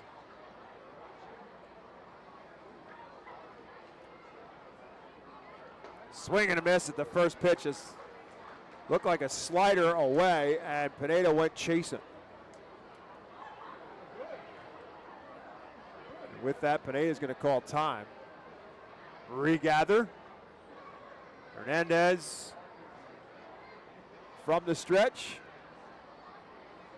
Takes a look over at first, comes with his 0-1 pitch. Soft roller down the third base line. Oscar Salazar that time fields it with his hands because it was a slow roller. It's a good play, though. No, he did. He moved his feet. Got in front of it. Yes, he did. So it's now no balls and 2 strikes to Pineda. So now Hernandez is a strike away from getting out of this. Arturo de Freitas, the catcher, goes out just to remind everybody that if the runner from first base takes off, what the play is. Because you got a runner at third base as well. No balls and 2 strikes.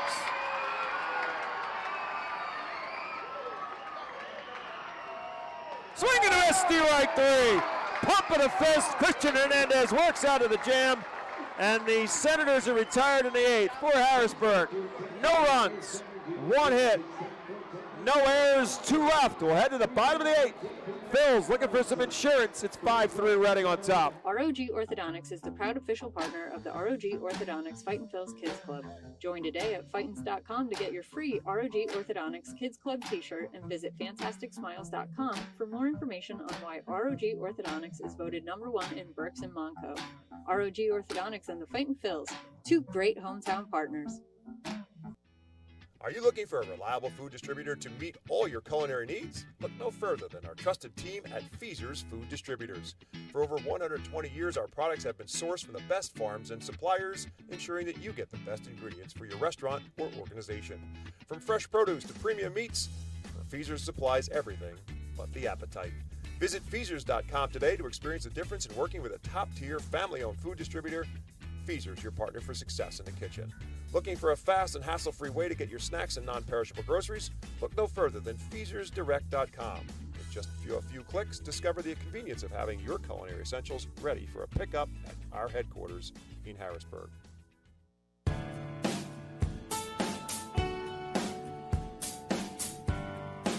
Wyomissing Restaurant and Bakery is pleased to offer 2 options for your dining pleasure. A menu with locally sourced delicious options and buffet meals for your breakfast, lunch, and dinner pleasure. Experience the best bakery experience in all of Berks County. And homemade bakery items include made-from-scratch challah bread, danishes, and a variety of scrumptious cupcakes. We bet dollars to donuts that no restaurant in the area offers the same variety of cakes, fruit pies, cream pies, cheesecakes, and homemade donuts. Wyomissing Restaurant and Bakery and owner Oz Chaudhry are proud 2024 Fight Phil's team feed partners. We head to the 8th. Phil's, as I said, going to break, looking for some insurance. They lead at 5-3. Robert Moore, Casey Martin, and Arturo de Freitas due up for the Fightins, facing Marquise Grissom Jr., who came on to get the final out of the 7th inning. Now looking to keep the Fightins at bay here in the 8th, and the first pitch to Robert Moore is low for a ball.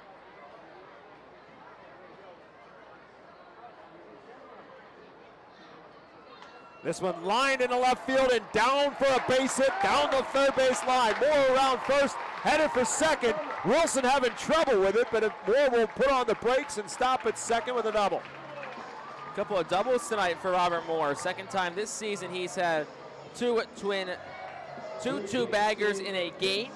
So good night for him. See at the bottom of the lineup, though, can find a way to get him home and get a very big insurance run. Moore with 5 hits now in the series, and 3 of them are doubles, to Jake's point. So they got the insurance run they're looking for now at second base with nobody out, and Casey Martin at the plate, who's 0 for 3. Marquise Grissom calls time on the mound, or it was called for him, one or the other. He reset the pitch clock. Pitch in the dirt, it's 1-0. Grissom is 22 years of age, 6'2", 200-pounder. Began the season, as we said, at High A Wilmington and called up to Harrisburg on May the 30th. 1-0 pitch. Fouled straight back, it's 1-1. The son of the former big leaguer, Marquise Grissom Sr., his father, a former Montreal Expo and a former teammate of Delano DeShields, who is the manager for the Harrisburg Senators with the Expos back in the early 90s. 1 ball and 1 strike. Now to Casey Martin. Up high for a ball, it's 2-1. Truly is a small world, Bob. Especially, I mean, the baseball world, too. Like, the longer you immerse yourself in it, there's so many dots that connect, and just everybody somehow is connected to everybody, it feels like. Such a small world. 2-1 to Casey Martin. And it gets away from Pineda, and that's going to allow Robert Moore to move up to third base. I got to think that's a pass ball. Yeah, we'll see what they rule it. It was that off far the mid of Pineda for sure. There was one off his mid earlier that I did call a wild pitch. I did think the other one was a bit more out than this one was, but see what they rule it. But now Moore's at third base with still nobody out. 3 balls and a strike to Casey Martin. Started and stopped. They'll appeal and say he went around. So Casey Martin, who tossed his bat aside, will now have to go pick it back up, give the first base umpire, Mike Blackborough, kind of a dirty look, and head back to the batter's box with a 3-2 count. Trying to do what Lee Sang did, and figure if I start walking down there, then maybe they're just trying to sell it. Yeah. So 3-2 now to Casey Martin. Ripped into left field, falling fast. Cody Wilson, however, will get there. It'll allow Robert Moore to tag up and come on home for another run. It'll be a sacrifice fly and an RBI for Casey Martin. RBI number 9 of the season for Martin. Did a job, got it in the air, 104 off the bat. Hit it hard and hit it pretty far, 314 feet. And like we always say, Razorback scoring a Razorback. Give a little woo pig suey for the Hog fans back at home watching. Yeah, I got to be honest, that carried a lot further than I thought. And that is the first pitch to DeFreitas is a low for a ball. So the Phils get the insurance run they're looking for to make it 6-3 now, and the slate is clean, base is empty. DeFreitas, however, with a little humpback liner, broke his bat, and it's right to the third baseman, Brady House, for 2 down. So I'll flip the lineup around now to Marcus Lee Sang, who's been on base twice tonight. Single and walked, scored both times. Also a sacrifice, so officially he's 1 for 2 on the night. This one ripped into right field. Long run for Pinckney, and he will not get there as it hops off the fence. Marcus Lee Sang will roll into second base with yet another double for the Fightin' Phils. I think that one may have hopped up over the wall, or at least hopped up and came back, because the umpire, Matt Blackborough, immediately waved it dead, put the 2 in the air for ground rule double.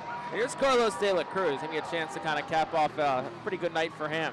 Carlos been on base each and every time tonight. Single, walk, 2-run home run, and a walk. He scored 2, he's driven in 2. Marcus Lee Sang takes his lead off of second base. 2 down in the inning. Big swing, no contact at the off-speed pitch. Change up from Grissom.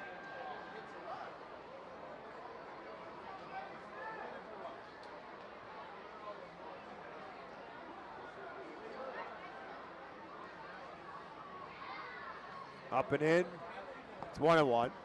The outfield was earlier in this game playing De La Cruz, especially Dylan Cruz in center field, playing him more the other way, the others on the right field side of second base. Now he's on the left field side of second base. 1 ball and 1 strike to De La Cruz. Big swing again at the changeup and comes up empty. So Grissom's pulled the string on that changeup a couple of times since he's come on. And with that pitch, he's now ahead of De La Cruz, 1 ball and 2 strikes.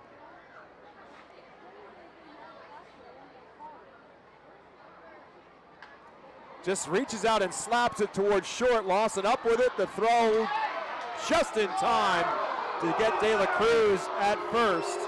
And that will do it for the Phils in the 8th. However, they do get the insurance run. They do it on a couple of hits. There were no errors and 1 man left. We head to the top half of the 9th inning. It's winning time in baseball town. Fightin' Phils need 3 outs. It's 6-3 Reading on top. Star City Boxing, located at 1340 Center Avenue Rear in Reading, is a 501c3 nonprofit boxing gym unlike any other. Our goal is to not only help you be fit, but to be the best outlet for our youth and community. We welcome anyone who wants to improve their way of life, be fit, and box competitively or non-competitively. We work with you to reach your goals in and out of the gym. Stop in and meet our stars today. Check us out and follow us on Facebook, Instagram, and Twitter for upcoming events and happenings. Visit our website today at starcityboxing.org for more information on how to join, volunteer with our youth, or support our efforts in the community. Star City Boxing is a proud continued 2024 Our Phils Fiesta Friday partner.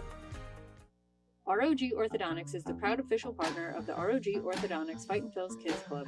Join today at Fightins.com to get your free ROG Orthodontics Kids Club t-shirt and visit FantasticSmiles.com for more information on why ROG Orthodontics is voted #1 in Berks and Monco. ROG Orthodontics and the Fightin' Phils, 2 great hometown partners.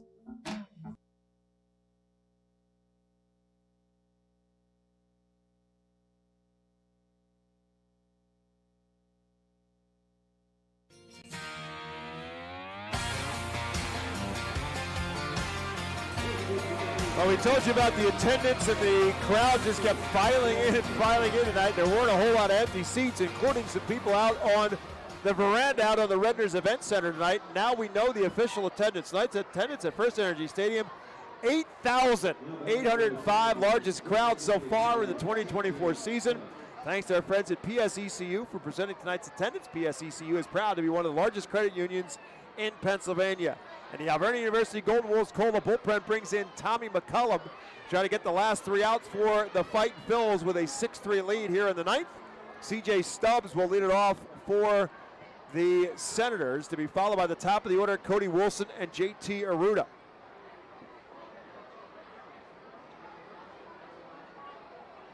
First pitch from McCullum, up high and off the glove of DeFreitas and all the way to the backstop. McCullum making his 17th appearance. He's 1-2 with a 6.32 earned run average. He's 5 for 5 in save opportunities, 15 2/3 innings pitched, 15 hits, 15 strikeouts, and 11 walks. And he misses again on a second pitch, so he's quickly behind CJ Stubbs, 2-0.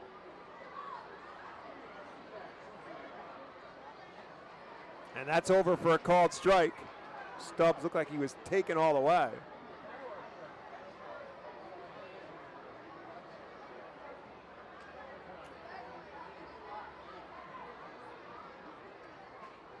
And the next one is there as well. Back-to-back strikes for Tommy McCullum. It's 2 balls and 2 strikes to C.J. Stubbs leading off here in the 9th.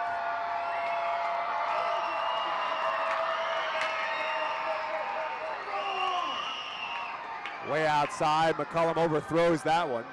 Now the count is full. Again, you got a little margin for error. That's why that insurance run's so big, but no need to cash that insurance run in so quick. with a 3-run margin with a leadoff man. Go after him, swing and a miss, strike 3, and he does. Looked like it was just Stubbs way out in front of the fastball from McCullum. Tommy will take it, and he'll take the strikeout and the first out of the inning. And again, as I said, that flips the lineup around now to Cody Wilson. Wilson 0 for 3 on the night, walked, popped up and struck out twice as he fouls the first pitch out of play. Matt Osterberg started for the Fightins, went 5 2/3. Carlos Francisco went an inning and a third. Tommy McCullum trying to get the last 3 outs here in the 9th inning. Now 2 outs. No balls and 1 strike to Cody Wilson.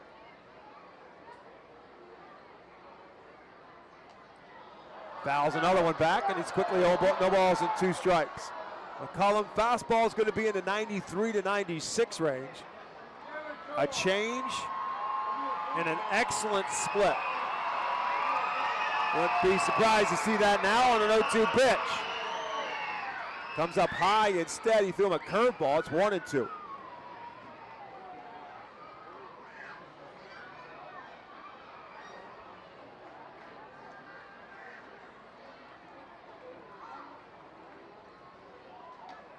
Up and in, it's 2-2. Back-to-back curveballs. That one just didn't look like it broke a whole lot. So it's 2 balls and 2 strikes now to Cody Wilson.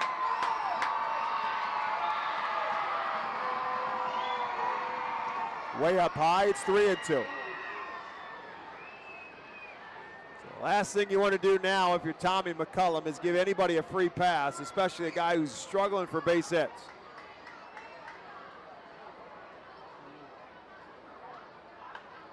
Lifted straight up left side. Martin, the third baseman, Moore, the shortstop, will take charge. Tracks it down with the wind blowing it all over the place, and Robert Moore holds on. Great job by Moore fending off the wind and the high pop-up for out number 2. Ethan Wilson comes in to give Robert Moore a little bit of an attaboy and you okay? Does your neck hurt from looking up for so long? 2 down now, and JT Arruda is the next batter. First pitch to him. Up high for a ball, the curveball again from McCullum. Tommy 6'5" and 260 pounds. North Carolina is home, and he comes up high again. It's 2-0. Played at Division II Wingate College in North Carolina.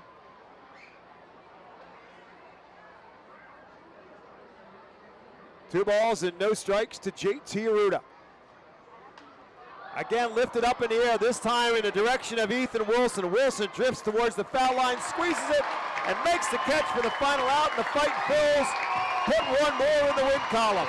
For Harrisburg in the 9th, no runs, no hits, no errors, and none left. The final score, the Reading Fightin' Phils 6, the Harrisburg Senators 3. We'll take a timeout, back with a postgame show and a wrap of a night baseball town after this.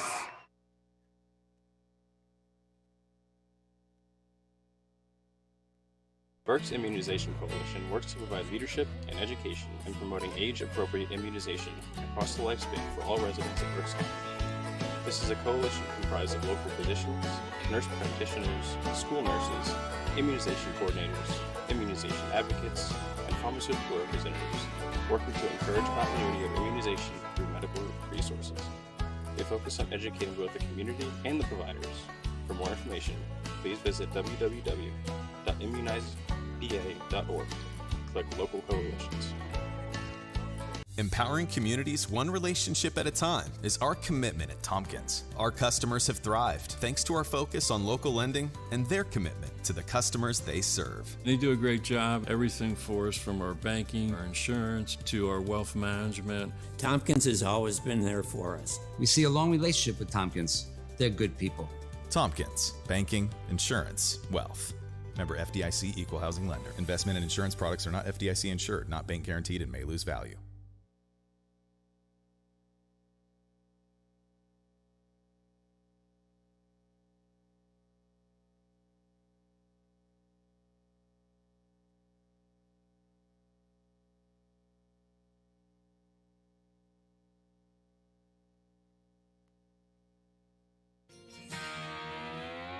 Welcome back to the Reading Fightin Phillies Radio Network, where the Phils hold on tonight, win the third game of this 6-game series, and now take a 2-1 advantage in the series with a 6-3 victory tonight over the Harrisburg Senators. Now let's take a run through and find out how this game unfolded, with Matt Osterberg going for the Fightin Phils, the left-hander, against right-handed pitcher Brad Lord, who had won 6 straight coming into this game. And it was the Senators who struck first. With 1 out, Brady House hit a hard ground ball down the third baseline that Casey Martin tried to backhand and could not. It was ruled a double. And then Dermis Garcia followed with a hard line drive into the gap in left center field. That, without a doubt, was a double off the bat, an RBI double for Garcia, as well as House came around to score. And then 1 out later, Israel Pineda hit another ground ball down the third baseline. Again, Casey Martin tried to backhand it, could not. That one was ruled an error, and Garcia comes around to score. It was a 2-0 game in favor of the Senators, with one of those runs ultimately unearned charged to Osterberg. The Phils came back to get one of them back in the third inning, and that started as well with an error as Arturo De Freitas rolled one up the middle. Cortland Lawson, the shortstop, ranged to his left, got it, but bobbled it, and that allowed De Freitas to be safe at first base. Marcus Lee Sang then sacrificed him to second base. Carlos De La Cruz walked after a Carson Taylor flyout. Kendall Simmons with a little fister into the outfield for a base hit on the right-hand side, and that brought home De Freitas, made it a 2-1 game. And then it was to the 5th inning, and Marcus Lee Sang got it started for the Fightin Phils with a single to lead off the inning. And then Carlos De La Cruz, who had not hit a home run in forever, made up for it with a big bang. A deep drive, nearly 400 feet onto the Seidel Auto Group deck in left field. The 2-run home run for De La Cruz, his 3rd of the year, his 20th and 21st RBI of the season, as the hot bat of Carlos De La Cruz find a little more gravy tonight. The 2-run home run put the Phils on top 3-2. However, that lead ultimately turned out to be short-lived, as Harrisburg was able to come back now against Osterberg to start off the 6th inning, and Dylan Cruz started it with a walk, then stole second, and then Brady House came through with a base hit that brought home Dylan Cruz, and the game was tied. Osterberg able to work most of the way out of that 6th inning, but he ultimately got to the bullpen and Carlos Francisco to get the final out of the 6th. And the Phils and the Senators were now tied after that run scored, with, again, Cruz coming home on the RBI single for Brady House, his 22nd RBI of the season. And we were tied at 3 through 6 and headed into the 7th inning. And the Fightin Phils came to the plate in the bottom of the 7th inning, and Marcus Lee Sang got it started again with a 1-out walk. De La Cruz also walked, putting runners at first and second for 1 out. And Carson Taylor, the Eastern League RBI leader, came through with a base hit to right field that brought home Marcus Lee Sang and put the Phils back up on top. And then another base hit by Ethan Wilson, a hit the other way from the left-hand hitting Ethan Wilson for the RBI single, his 6th RBI of the season. And the Phils had put 2 more runs across, and they led it by a score of 5-3 as a result. We went to the 8th inning, and the Phils were looking for a little bit of insurance, and Robert Moore led it off by lining one down the third base line that was a stand-up double. A pass ball moved him to third, and then Casey Martin, his former Arkansas Razorback teammate, drove one to left field back to the warning track, where Cody Wilson grabbed it, but it was far enough and easily far enough for Robert Moore to tag up and come home with the run, and a little bit of insurance for the Phils, who made it a 6-3 game. And after Carlos Francisco went an inning and a third, the mantle was passed, the baton, if you will, was passed for Tommy McCullum to come in for the save. 5 for 5 in save opportunities so far in 2024, and now make it 6 for 6 as McCullum retires the Senators in order in the 9th inning to lock it down for the Reading Fightin Phils. 6 runs on 10 hits and an error, and 8 men left on base for Reading. 3 runs on 8 hits and an error, and 8 men as well left on base for Harrisburg. Carlos Francisco gets the win. He's 2-1. Holden Powell takes the loss for Harrisburg. He's now 1-3. And as I said, Tommy McCullum gets the save. Now 6 for 6 in save opportunities for the Reading Fightin' Phils. Game played in 2 hours and 30 minutes. And if you missed the attendance figure again, 8,805 here watching this baseball game on another beautiful night in baseball town. Largest crowd of the year tonight. And they saw a good one, and they saw a W for the home team as well. So good, in fact, why don't we play 2 tomorrow? Doubleheader for you tomorrow night beginning at 5 o'clock, again, after the rain out of Wednesday's game. Tomorrow night's Saturday night game here. Saturday night game at the ballpark turns into Saturday night's game at the ballpark. A doubleheader with the Phils and the Senators. And game 1 of the doubleheader will be at 5 o'clock tomorrow night here at FirstEnergy Stadium. So again, tomorrow night it is a doubleheader. It'll be 7 innings of baseball action in those 2 doubleheader games.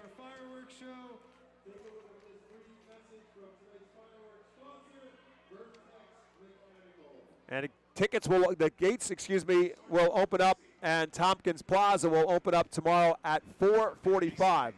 So again, 5 o'clock is first pitch, and gates will open up at 5. So come on out, watch doubleheader of baseball tomorrow night with the Reading Fightin' Phils and the Harrisburg Senators. Harrisburg falls to 31-23 now on the season, and Reading with the W goes to 23-31. And again, they now have a 2-1 advantage in this series with their win tonight. So a good night of baseball here. Carlos Francisco gets, again, the hold. Tommy McCullum gets the save. Good night at the plate for Carlos De La Cruz, on base 4 out of 5 times, including the two-run home run. Marcus Lee sang on base 3 times out of the leadoff spot, and another RBI for Carson Taylor, and 2 more hits for him as well. As the Fightins come away with a win, again, the final score, Reading 6, Harrisburg 3. For my colleague Jake Starr, my name is Bob McCool. Thank you, as always, for listening to Reading Fightin' Phils Baseball. We look forward to you doing the same again tomorrow night. We'll be back on the air tomorrow night, a little bit before 5 o'clock with our pregame show. Actually, we'll be on the air a little earlier tomorrow night. You'll hear an interview that was recorded thanks to our friends at 8:30 a.m. WEU in Reading with Carl Ellison, who made an appearance on the Mornings with Mike program this morning on WEU. You'll hear that interview tomorrow night. If you miss it in the pregame tomorrow at 4:10, you can hear it in between games of the doubleheader tomorrow night as well. So our pregame show will start tomorrow night at about 4:10 with that interview, leading you up to first pitch of the doubleheader at 5 o'clock. Again, Phils and Senators tomorrow night for 2, beginning at 5 o'clock. We'll have both games of them for you right here on the Reading Fightin' Phils Radio Network. Better yet, we'd love to see you here at the ballpark. Have a great night, everyone. Again, the Reading Fightin' Phils with the W. The final score, Reading 6, Harrisburg 3. As always, thanks for listening. Have yourselves a great evening.